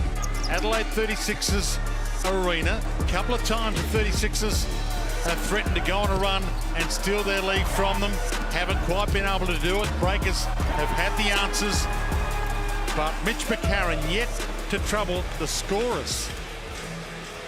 Could be the difference maker in this last quarter. If he can get going, there's a few 36ers that haven't quite got going just yet, but a little bit of time left for them on their home floor.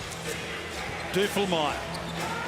Have they got the big finish to steal this one as they stole it when these two teams met earlier this season? Duffelmeyer, the feed in. That's not the start they were after. Besson. Seaver. Gets across halfway and goes to work. Besson. McCarron in his grill. Wetzel, who looked like he was a little hurt in that third, but it's bounced up nicely. Turns baseline, two come at him, hits the corner with it on the buzzer. 36ers get the stop. Drawing a lot of attention down there, Yanni Wetzel. If they get to that quicker, they might get an extra pass. A little one more. Benjamin already running the subs. Up low, and Son Randall coming to the scorers table. Sunday Detch takes it in on Wetzel, who rides him, made it tough. Bairstow was there for the putback. Second time foul. John Casey. Thanks, Dwayno. Good news is that Tom Abercrombie has made his way back out from the change rooms and has taken a position up on the bench, although I'm told by the support crew unlikely that he will check back into the game, but he does appear to have shaken off that knock that he took, so that's good news. We know what a tough season he's had in terms of injury, and likewise for the entire New Zealand Breakers team, but great to see Tom's back and sitting on the bench with his crew. Yeah, good news. Good to see. And possible burgers here from Bairstow. Oh, hold on. Does the crowd know? I have no idea. Go get your burgers, Adelaide. Flow is the code. Hungry Jack's free cheeseburgers for SA because the 36ers are the away team. Seaver danced inside, looked at Wetzel. The look away didn't work. Long down the floor, McCarron pulls it back out. Can the 36ers get some momentum? Duffelmeyer. What a lineup the Breakers have on right now. They've got three of their smallest guards out there and their two big fellas, Wetzel and Rob Lowe. Daniel Johnson passed it up, two left, the impossible circus shot, and Wetzel rips it down.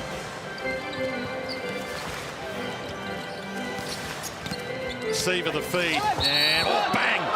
They go down hard. And Yanni Wetzel has got that back issue. Looks okay, even though the crowd don't like what they saw. Bairstow trying to recover here on Wetzel. Officials say, well, he got in underneath him.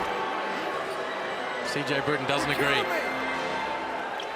This is where I needed my charge. That's right. That's why you took the coach's challenge there. But even still, if they had looked at that from that angle on a coach's challenge, broke it down frame by frame, slowed it right down, I don't think they win that. No. He's still moving, sliding underneath, turns his body to try and take it through the chest at the very last moment. Coach's challenge is there. Unfortunately, a lot of the time we see it where certain things we don't want to be called, maybe on a rebound or in transition.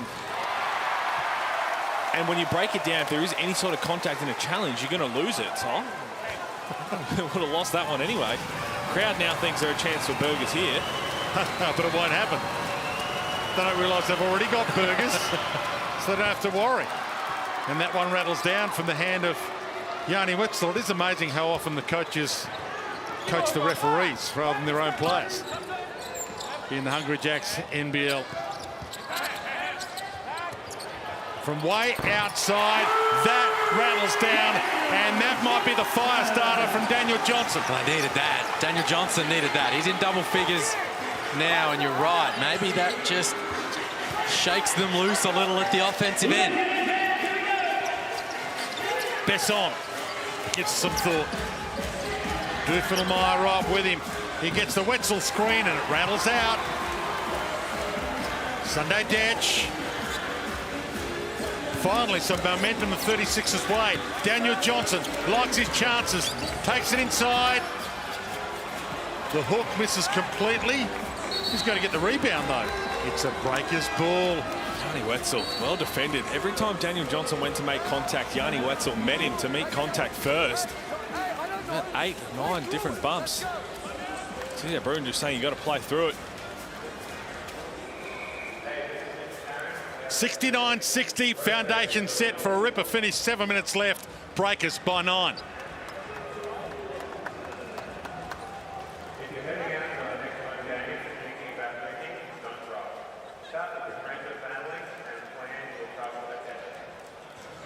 So who's got to be the hero for the 36ers?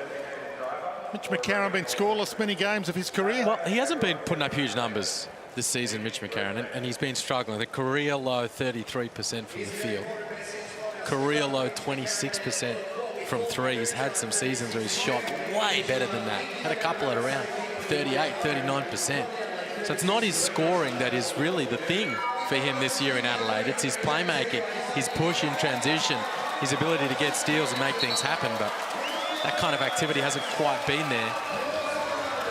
Daniel Johnson, Dusty Hanners, these kind of guys offensively need to get them going.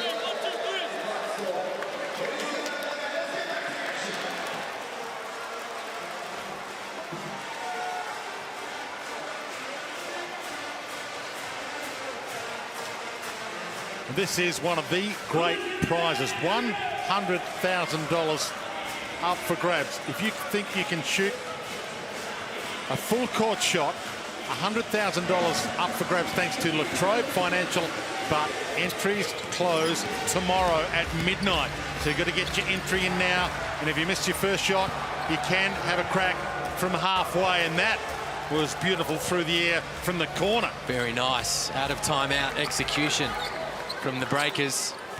Seaver, 3-ball corner pocket. Back to a 12-point margin. And the 36ers in season survival mode, now in game survival mode. Daniel Johnson retrieves it, flicks it back, but, yeah, as you guessed. And Mitch McCarron looks perplexed. This is unraveling before their eyes. Well, there's all kinds of frustration for Adelaide right now. You see it on their faces. The body language isn't good. Johnson feels like they've missed him a couple of times. Hit the 3, then he wanted it early in transition from Detch, and he didn't get it until it was a little too late. And there he wanted it early down low, and the frustration overflowing. This will help. McCarron steal, unsportsmanlike foul. So he will get the free throws and possession here. He's not happy about it, saying he had an open layup, wanted the advantage, but it's unsportsmanlike foul. So you get 2 attempts at the line and get the ball back. He wanted to get above the rim. Get the crowd up and about. Slowing down the break here. Good read. It wasn't a great pass in the end, and just enough contact from Besson. The breakaway. So Mitch McCarron gets his first points of the night, and that could break the ice at the perfect time for him. Puts both in. So 36ers will also get possession. And the crowd starting to sense it. This is the moment they've been waiting for. Dan Shamir can sense it too. Both these teams coming off 4-game losing streaks. Both don't want a 5th. Soto has been one of the stars of the show. To Johnson, to McCarron. Sunday Detch, 2 left. Awesome! Wow. Bone dry from long range all game long, the 36ers, but 2 in the last couple of minutes. And they're staying in touch. Besson backs it back out. Every possession, more importance on the end of it now. Besson spins in, spins out, and rattles it home like a true gun of the competition. Well, had to score in the end. Ball just stuck with him. He had the mismatch. What I love about that is on the step through, quick release. Didn't try and rise up and finish near the rim. Caught Soto off guard. Dusty Hanners flicked away. Beautifully done. Rob Lowe above the bucket. Seaver.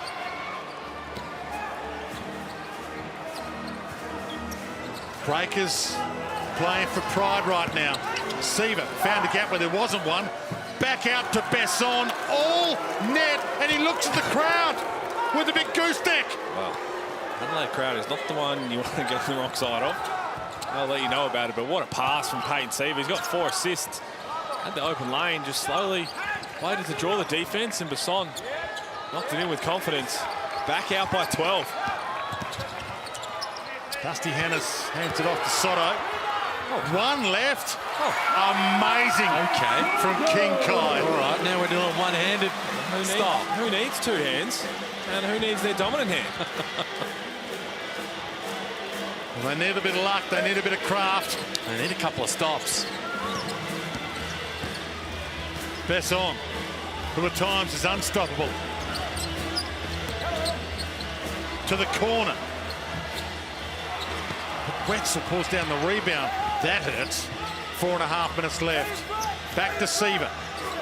Long range, step back, 2, and draws the foul. Daniel Johnson tried to cover up in hope. Crafty from Seaver. Got the big fella off the floor and then made sure he took the contact.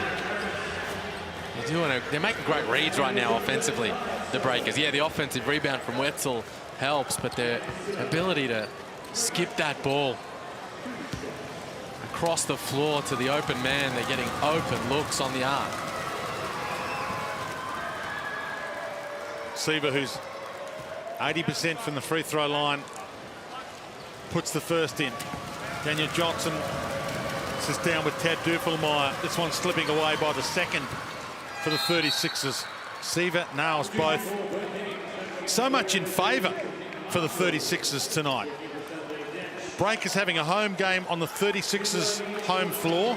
20th anniversary of their last championship in 2002. So some inspiring all-time greats are in the house watching this 36ers performance. 12-point game, and Sunday Dead just come out for Nick Marshall. DJ sits down as well. And Hiram Harris comes in for Johnson. Marshall scores. He knew you were talking about it. This is Adelaide's only game for the round. I don't have another one coming up in 48 hours or anything like that, but CJ Bruton, Maybe he's just he's not waving the white flag. He's obviously trying to find some guys that are going to bring the level. Well, the thing you understand, Daniel Johnson, he's got 12 points, but he's minus 21 on the plus-minus. Mitch McCarron minus 18.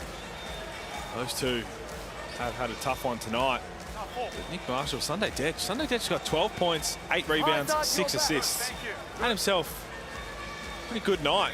It has been tough overall for the Adelaide 36ers, and if you were going to give him a spell, maybe it was a couple minutes before that, and then let him play the game out. Maybe it's in some ways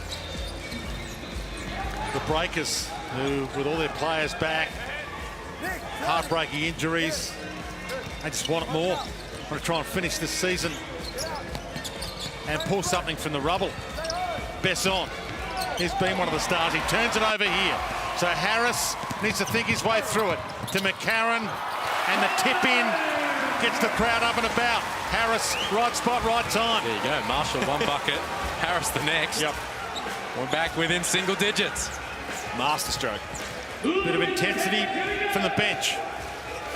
Delaney hands it to Besson. Randall.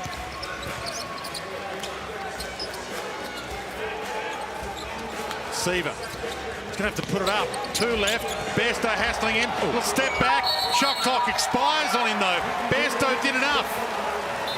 That's it, pointing to his ear, saying he wanted somebody to yell it out. Put the moves on. He had a chance to let it go as well. But another stop.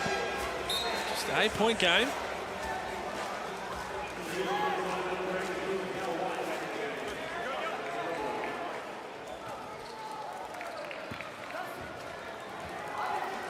Breakers don't want to have their hearts broken again, as they did last time. They had the 36ers on the canvas and let them up. Bairstow under the bucket, turns, shoots, banks another couple. 3 minutes left, and it's game on. There you go. Finding just a group that's going to gut it out. 6 points in just over a minute. More importantly, they've got a couple of stops on this end. Wetzel goes to work with the hook. Phenomenal. Well, that's pretty. Danny Wetzel, and he's got that in his bat well and truly. Into double figures now, 11 points, 8 rebounds. Mitch McCarron, Marshall, Dusty Hannes from outside. Well short, but the rebound to Marshall. McCarron, will he let it fly? We're down to 2 minutes. Dusty Hannes out to the corner. Rebound's huge here.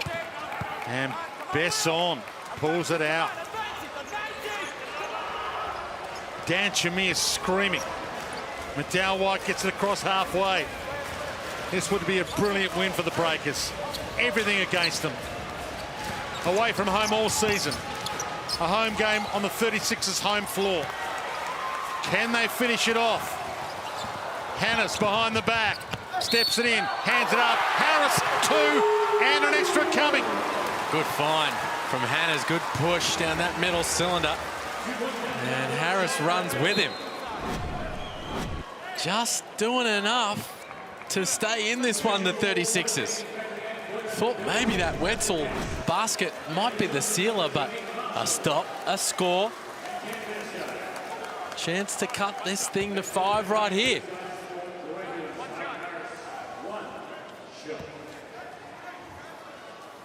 %75% from the free throw line, Hiram Harris.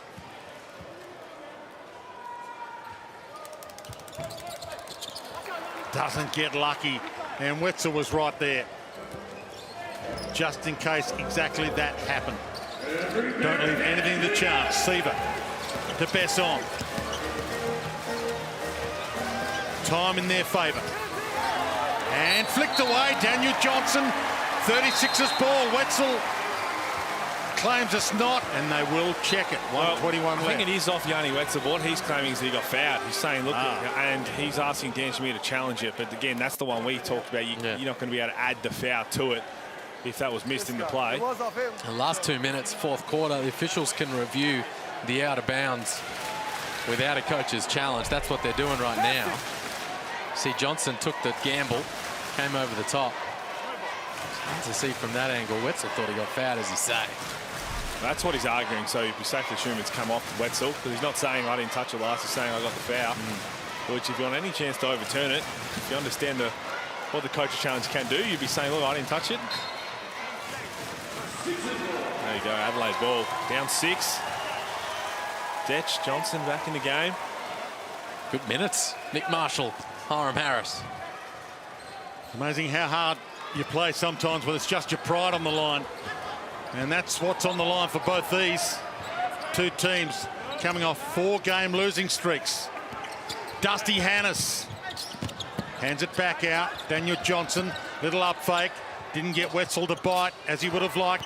Back to Hannes. 4, shot clock. Tough floater on the run. And it doesn't drop, but Johnson the rebound. 2-possession game. DJ, well, he lost it, but it might be fortuitous. Rims back out. Still a chance. Sunday Detch.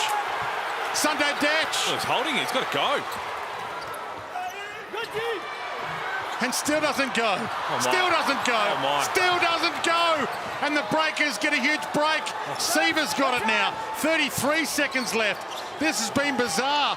2-possession game. 81-75 for the dagger. Oh, wow. To rip their hearts out. Well, he had to hit it just on Randall, but firstly, they took their time. 36 had so many bites of the cherry.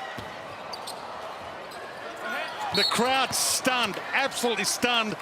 But you've got to take your hat off for the Breakers. Stand and applaud. New Zealand Breakers. Bottom of the ladder, coming off 4 losses in a row. Haven't played at home all season. And yet for pride, they get up off the canvas and rip this one from the fire. Well, they've been big. Huge start to the ball game. 30-point opening quarter. And they've just managed to keep the 36ers at bay all game long.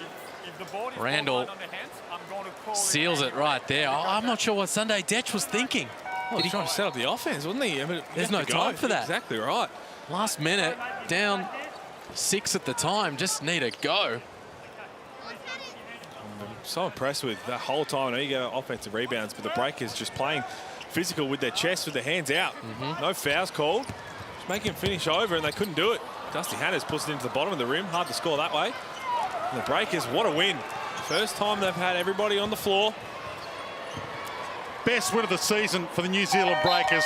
breaks a 4-game losing streak, and stand and applaud. The Breakers have got a tough job done. That's a big win. Just to snap that losing streak, get back in the winner's circle. Funny what happens when Yanni Wetzel returns to the lineup and they get everyone on deck. McDowell White, hopefully Abercrombie's okay. Nice game from Peyton Seaver, 16 points, 4 boards, 5 assists. And Besson was the game-leading scorer with 17. And they just had a whole bunch of contributors and were able to get the job done.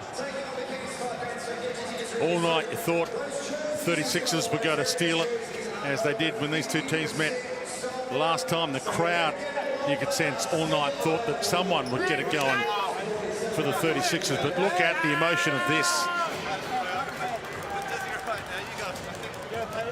Hey. That was a great fight, man. We battled right there. On that first year. Good to see everybody back here. Let's back it up, eh? Let's get 2 in a row. 1 on 3. 1, 2, 3, win. Team spirit, you can't beat it. Ah, just really good. Tom Abercrombie giving everybody an update on how he's feeling, and that's probably the only negative to come out of the game. And they started on fire and just slowly held the Sixers at bay. So 84-75, the final scoreline. Breakers getting a win. John Casey. Thanks, Wayne. I've got Hugo Besson here with me. Congratulations. That means a lot to the team, you can tell. Yeah, we're having a tough season with just away games, so that's good to get one finally. Everybody is back, and that's great to win in this condition. You knocked down a big 3 there and had a little bit to say to the crowd as well. You're getting excited about it? Yeah, I love playing in front of the crowd. We got a chance with COVID. It's a tough season for the crowd too, so that's great to play in front of the fans. And yeah, sometimes just some trash talk is never bad. Your rookie season here, how have you found it? Because this has been a roller coaster. With only one player on your team has been able to play every game this year. You've had so many distractions. You played a game without the head coach. How have you kept it together? We have a strong group. We are really, great squad. It's a tough season for us away from home, as I said. So we got to stay together, and that's what helps every day. We're battling, and I think that's what's going to help us to move forward. Pleasure to have you in the NBL. Good luck for the rest of the season. Youngest import in Breaker history, and he's mature beyond his age. He's fun to watch, Hugo Besson. Yeah, he's just a scorer. Ability to step back, knock the 3 ball down. It's 3 of 6 from long range. I love his ability to make plays off the bounce. Put him in a pick and roll, or give him some isolation, some room to move, and he can get buckets and tick it over. The young stars were on display tonight. Besson with 17, Soto with 14. It was crazy, but if you're a New Zealand Breakers fan, it was beautiful.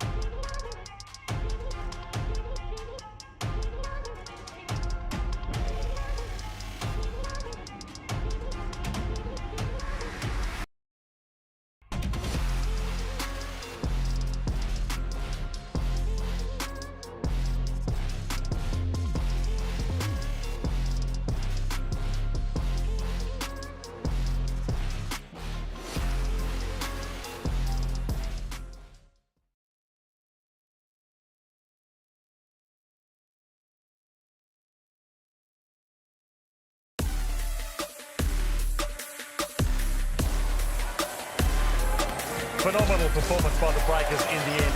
84-75, the final scoreline as we look at the Hungry Jacks highlights from a nice night at the office for a team on a 4-game losing streak. I know it was their home game, but any time you've got the opposition fans in the stands, you've got to start well. And that's exactly what the New Zealand Breakers did. Outstanding first quarter, and every time 36ers tried to throw a little bit of a punch, they weathered the storm. Jeng was good. He had 13 points. Basson had 17 on his return game. Yanni Wetzel was great. Peyton Seaver started to knock down a couple shots. He was super efficient about his business. 16 points on just 4 of 4 from the field. But Basson made some big shots down the stretch. And defensively, I thought they were really solid. I spoke about that last play. They gave up a lot of offensive rebounds, 18 of them, in fact, which if you got 18 offensive rebounds, normally you think you're going to lose the game. But what they did is on those second and third opportunities they gave the Sixers, played really smart defense, kept their hands out, used the physicality playing through the chest. Kai Sotto was a shining light in his minutes, especially in the first half. But in the end, really good win for New Zealand Breakers, and boy, don't they love it. And the shooting clips really are the story for me. Is best shooting night of the season for the Breakers, 55.6% from the field. 12 made threes at 50% for New Zealand. 3 made threes at 13% for Adelaide. That really was the tale of the tape. They just shot the ball better, and as a result, they got the win. So we know that the New Zealand Breakers have been away from home the whole season. It's been a season from hell for the Breakers, but they can salvage something from the rubble if they continue this kind of form with a full lineup, and it's the 36ers now that could finish this season in a big hole. Oh, absolutely. You could hear it there just in their post-game huddle saying, look, one game at a time, let's try and streak some things together. You could already tell just from watching this game how much the morale was up, everyone being back out there. We really hope Tom Abercrombie is going to be okay. Based on the little bits that we saw, you think he's probably not going to be able to suit up in a couple of days' time. But again, everybody seems to have some right spirits, and that's how they had the whole season. Everything that's gone against them, they said, look, we're just going to have to fight through it. And the Amy ladder tells that story. New Zealand Breakers were bottom of the ladder. They've jumped from last place and joined the Adelaide 36ers with 5 wins for the season. And I tell you, if they're going to have their guys on the floor, they're going to cause some upsets over this last stretch of the season. Wetzel playing well, Jiang, Basson both playing well. So watch out for them down the stretch. Another big day of Sunday hoops coming your way tomorrow, so we look forward to your company tomorrow. But hope you enjoyed the doubleheader we gave you today as much as we enjoyed bringing it to you. The final game of the doubleheader was a disappointment for the home crowd, but a happy home away from home for the Breakers, getting the win to break that 4-game losing streak, 84-75.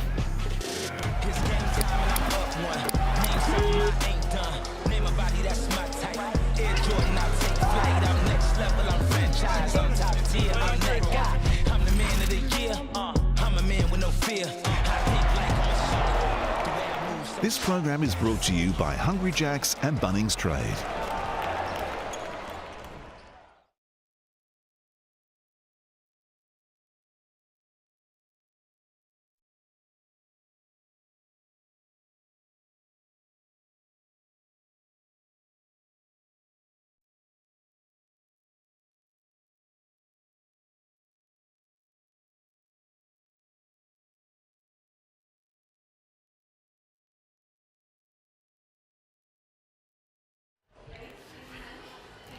Recording in progress.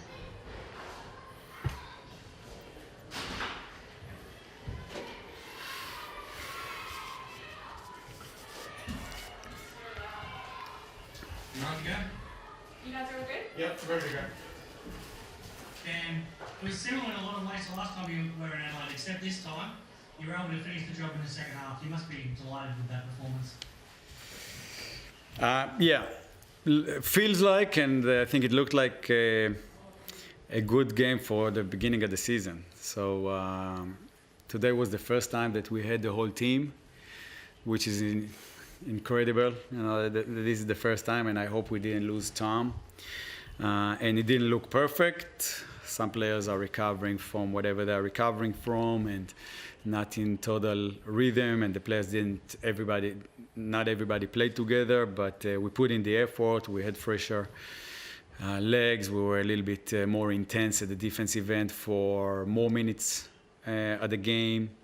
Had our lapses, obviously, but overall shot the ball well, defended pretty good, and hope we can build from this. I think it showed how important it is to have everybody available, because at different times everybody stepped up. You looked at a different team when Yanni was there back inside, but you had Chasson who got hot at different times. Usman had his moments. Hugo had his moments. Everybody stepped up in different moments. Yeah, I can't agree more. It's unfortunately, and we're trying to analyze exactly what happens and what is the cause. It's not the first season that it happens to us, and there's no common diameter to how our players get hurt or ill, like Hugo took it pretty hard.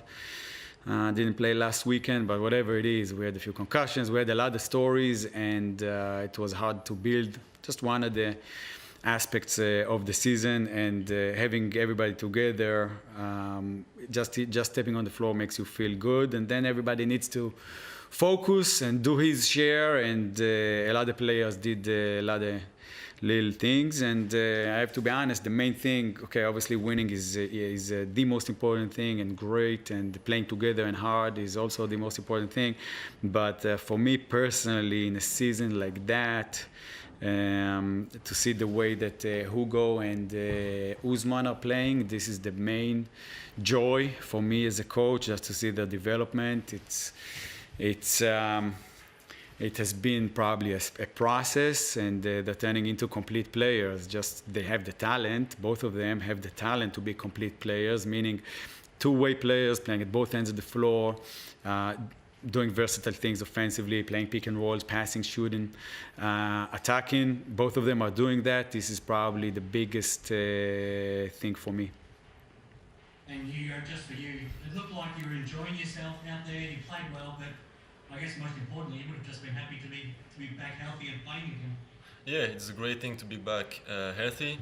I really enjoy how we're playing at this time. I'm really improving, trying to be like not just a scorer, try to do the right read, doing that every practice now, and yeah, I'm just improving.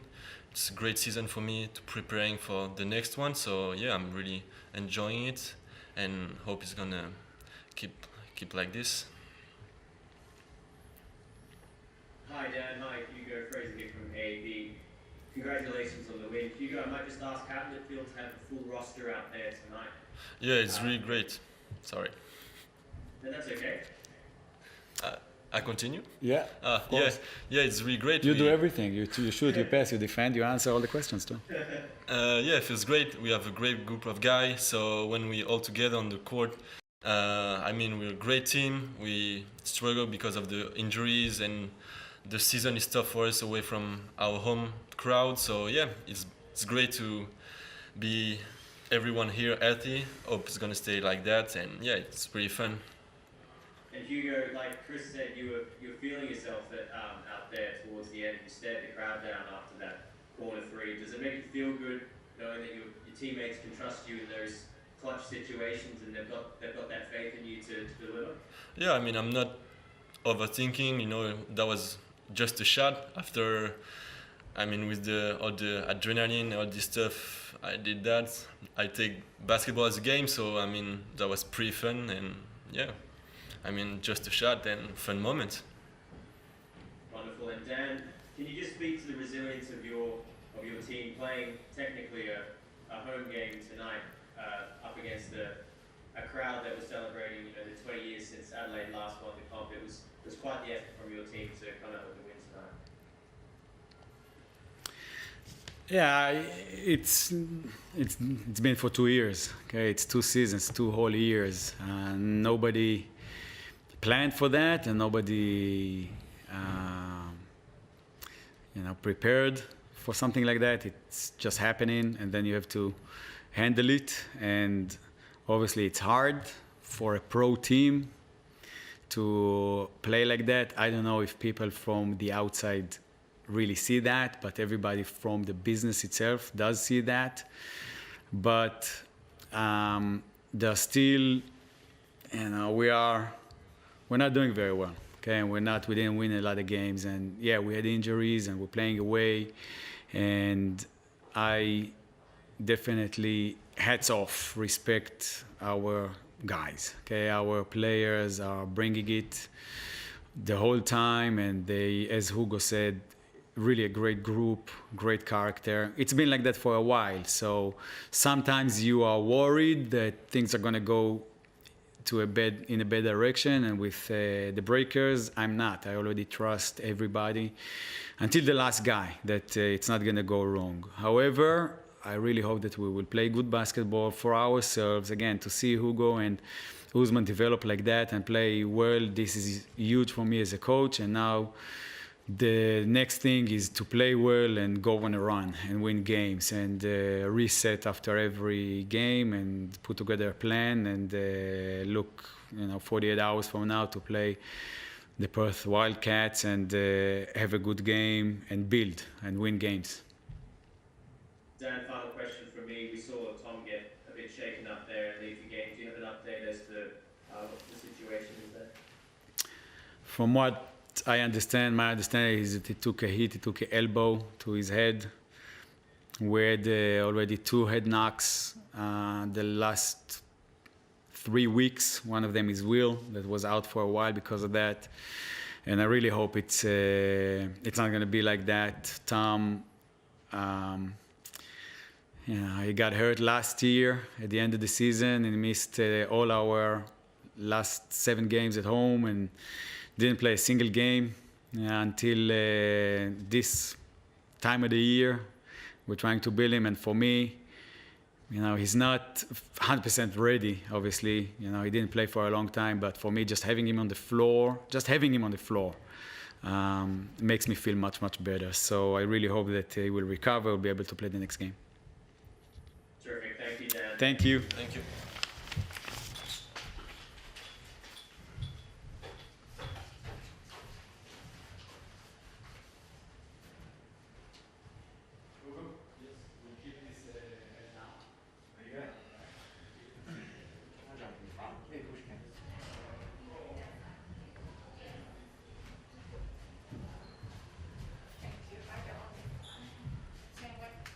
Yeah, we'll just move it over there and we can put it down after.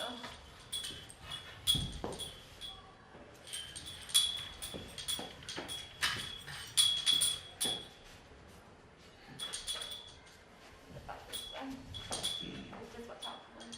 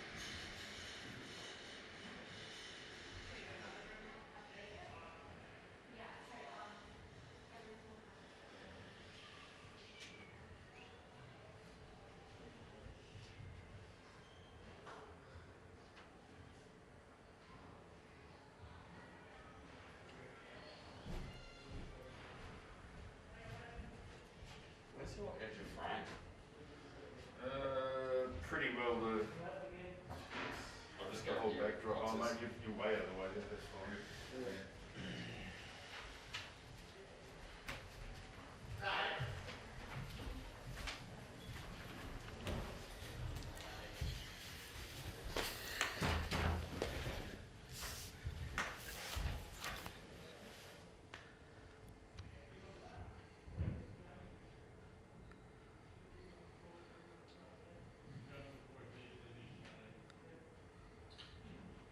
CJ, welcome back first of all. I hope you're healthy.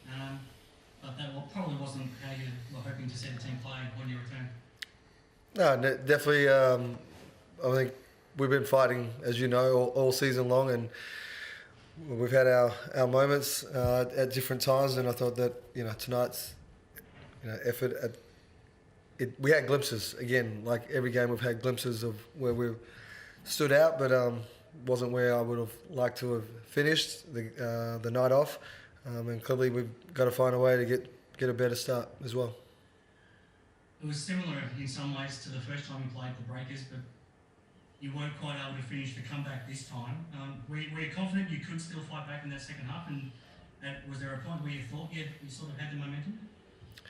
We had a couple of times I thought we had momentum. Tired bodies, got to move bodies, and trying to bring some spark back in at different times. Yeah, I thought there was two or three occasions where I thought we could get back in the game. We played with some good pace and moved the ball, and got some really good looks out of pushing the ball. With the game almost gone late, you threw in Nick Marshall and also Hiram Harris. They really gave you something as well. That's probably a good sign for both of them moving forward. Yeah, I think they've been bringing a lot of good energy, and they push the ball and play a good pace at practice. And like every young player, you have your moments where you really stand out, and I'm like, wow, you can really give us something. And there's other days where it's like we've still got a long way to go, but there's a lot of progress in them, and they've been showing that throughout and giving them a chance to show that on the floor in real time, so everyone else can see that as well is key for us growing forward. Kai Soto as well. That was probably his best performance of the season, especially in the first half. So you must be happy with the way he's developing. Yeah, I thought at the start of the year I could probably get away with playing Kai 15 minutes a game. If I can get 15 to 20, great. But a slow start in the preseason and then trying to get around 15. There was times where I thought he was struggling, and he was always going to struggle just getting in real time of playing against the bigs in our competition. He does it at practice, but it's a little different in game, and the actions that happen in the game isn't what we do every day. So learning how to deal with that, and he's definitely built himself and the guys around him and showed him and led him in a way where he can build his confidence as well, and he's grown to a great level. Mitch, can I just get your thoughts on that game tonight? Not good enough. Not good enough for myself. Not good enough in executing and getting good shots and getting stops. You give a team that's going to be excited about getting their full roster back 30 points in the first quarter. Let's call it what it is. They're on the road. It's not good enough. Was it disappointing that you couldn't reward, I guess, the celebrations of tonight? To celebrate the championship, coming back into this building to play, it's a familiar, obviously, arena for you as well. Was it disappointing you couldn't capitalise on all of that? Yeah, it's again not good enough. I don't think it's a selfish thing. It's not that guys, don't want to respect and pay homage to the guys that have been here before, but just not enough. Assertiveness, which leads to sometimes maybe a lack of effort or a lack of understanding in what it takes to get things done defensively and what it takes to get things done offensively. And like I said, I'm not pointing the finger. I need to be better myself. So, it would have been nice to get a win to celebrate the 20-year anniversary, but couldn't get it done. CJ, can I just ask, how tough was it for you to be the head coach of this team, but not be able to coach them for the last 10 days and miss those two games and come back in over the last 24 hours? What's the last 2 weeks been like for you?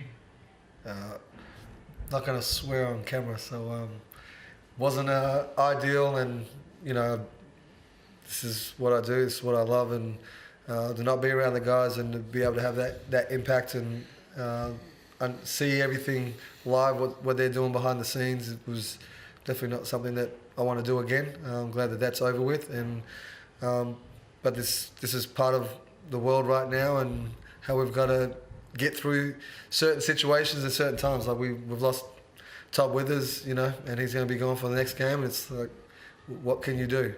Like, you know, teams are playing without certain players, and you know, you've got guys out for seasons, and it's, you know, you've got to keep cracking on. And as I said to our group, it's next man standing, and we're here to compete, and we got to play at an elite level every single day. The NBL it's no slouch, and while everyone has had a chance to beat everyone at different times, there's a responsibility and a level of play on both sides of the ball that need to continue to happen consistently, and we've just got to keep growing and with what we have left and keep building every game and every day and keep proving in that space.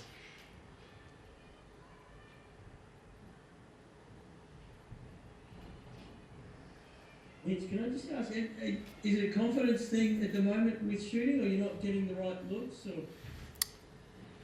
Look, I'm not making open ones, so again, I can't point the finger at anyone else until I start knocking that down at a better clip. That's on me. And how's I mean, that's 5 in a row now. I mean, does it feel like that size of a rut? You've been in all of those games. Yeah, I think we've had a few really close ones, and those ones hurt. You know, off the top of my head, the Phoenix one, the Sydney one. You know, you look at the end of the game and you say a couple of plays here or there probably get us those wins, and they're big wins. And you know, what does that mean for the next game? You know, clearly you take a hit from that and go on to Perth, and we're not good enough in that one.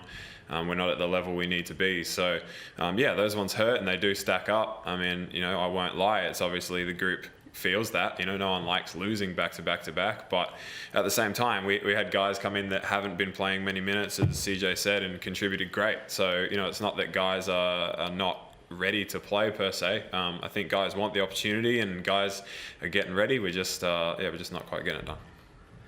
Look, what's the way out, Coach? What's that? What's the way out, Coach? The way out? The way out of five losses on the trot. It's shoot it, get it in, and get stops. That helps. But on a real note, like, I mean, for Macca and where he's at, it's like this. Players go through this all the time, right? Like, it's not to put pressure on any one person to carry a certain load. Now, I've asked Macca to be him and play the way he needs to play to help us be successful. Like, I've watched the kid since he was a junior playing in Brisbane, and I know what he's capable of doing, and we all have good games and bad games, and this is some of the things that you have to do and deliver in front of the media and answer questions. But I'm happy with how this kid is playing and how he's growing. Like, there's a lot of growth in this space, and the team that we have, and what we don't have the United team that he's played on in the past, and I stated that to him, and this season may be a little different to what you've had. But in saying that, there's a leader in him and an expectation of how he plays and how he wants to play and how he wants them to come together. And sometimes you don't get that right every single game. And when you grow together and you go through these type of tough patches that we're going through, it's about understanding how we do it together and then keeping the spark within the group to deliver every single day at practice. And he's been great in that space. Can I just get a third import update from you? Not happening. Like, I mean, this is, again, like, I think a lot that's going on in our club over my time just being here, and to get an import in, we didn't get one in when we needed to get one in.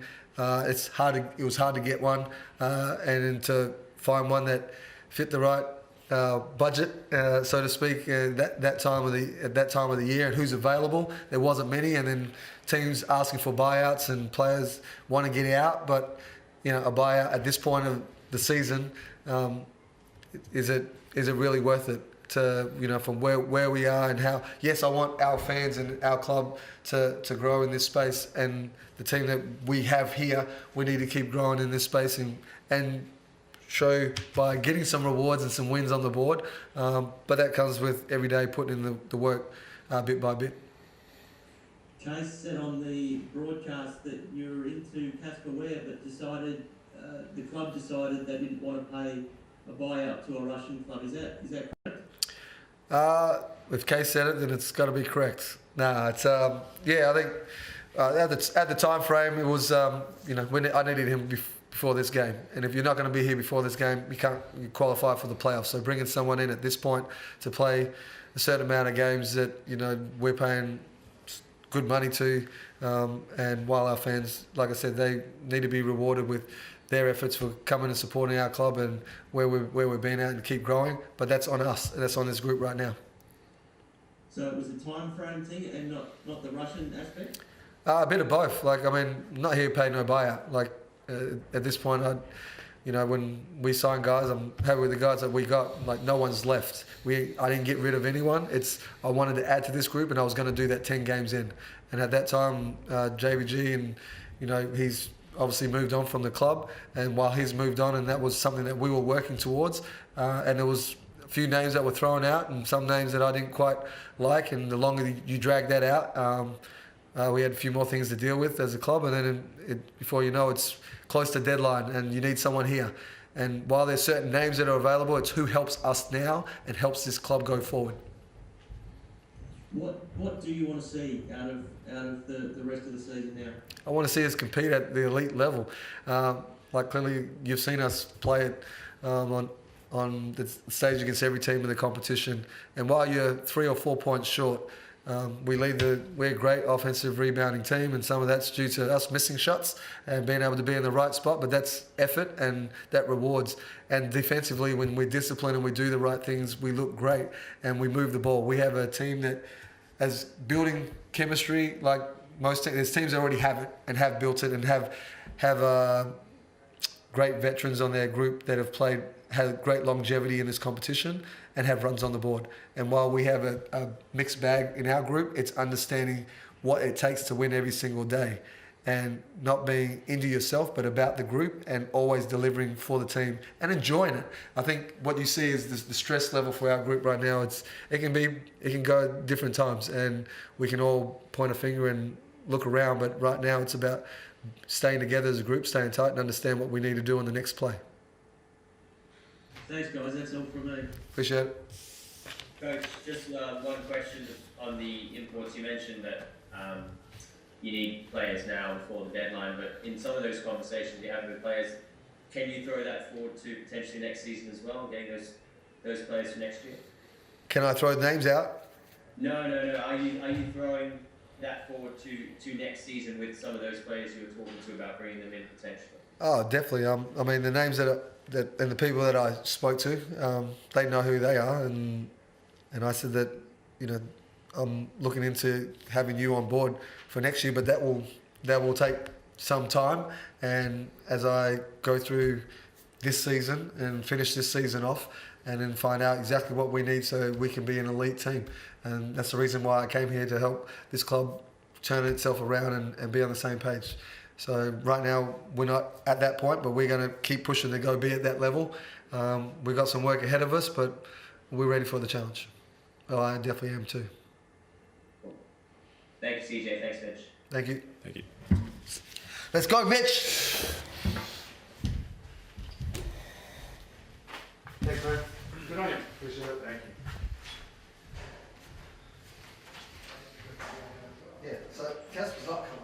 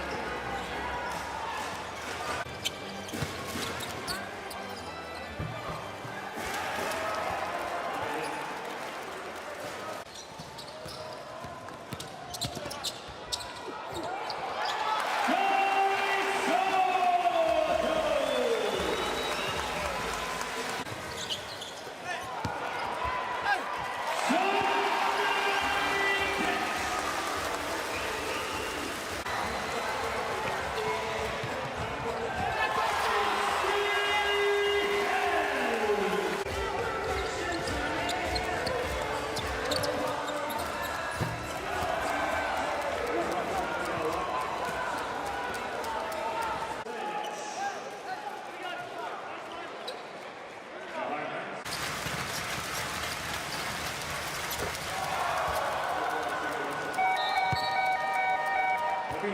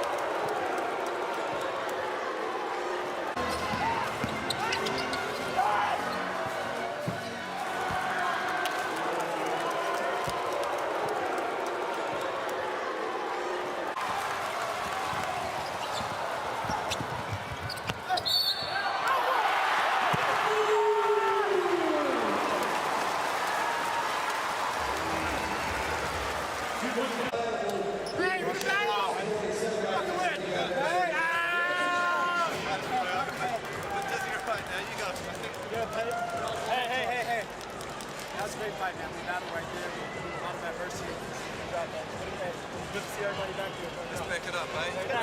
Let's get two in a row. 1, 2, 3, win.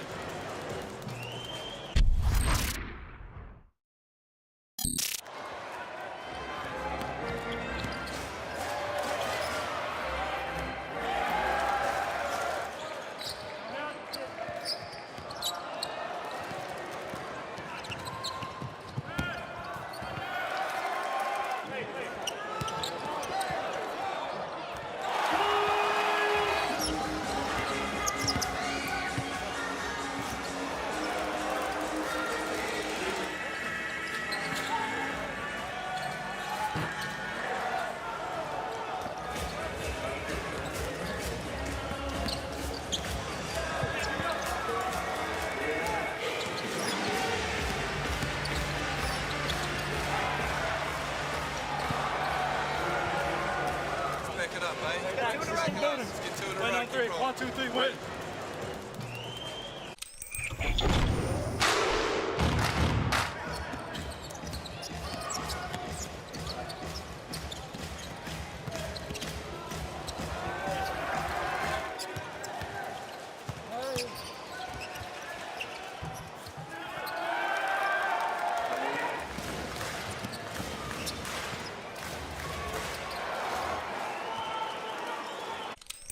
Thank you.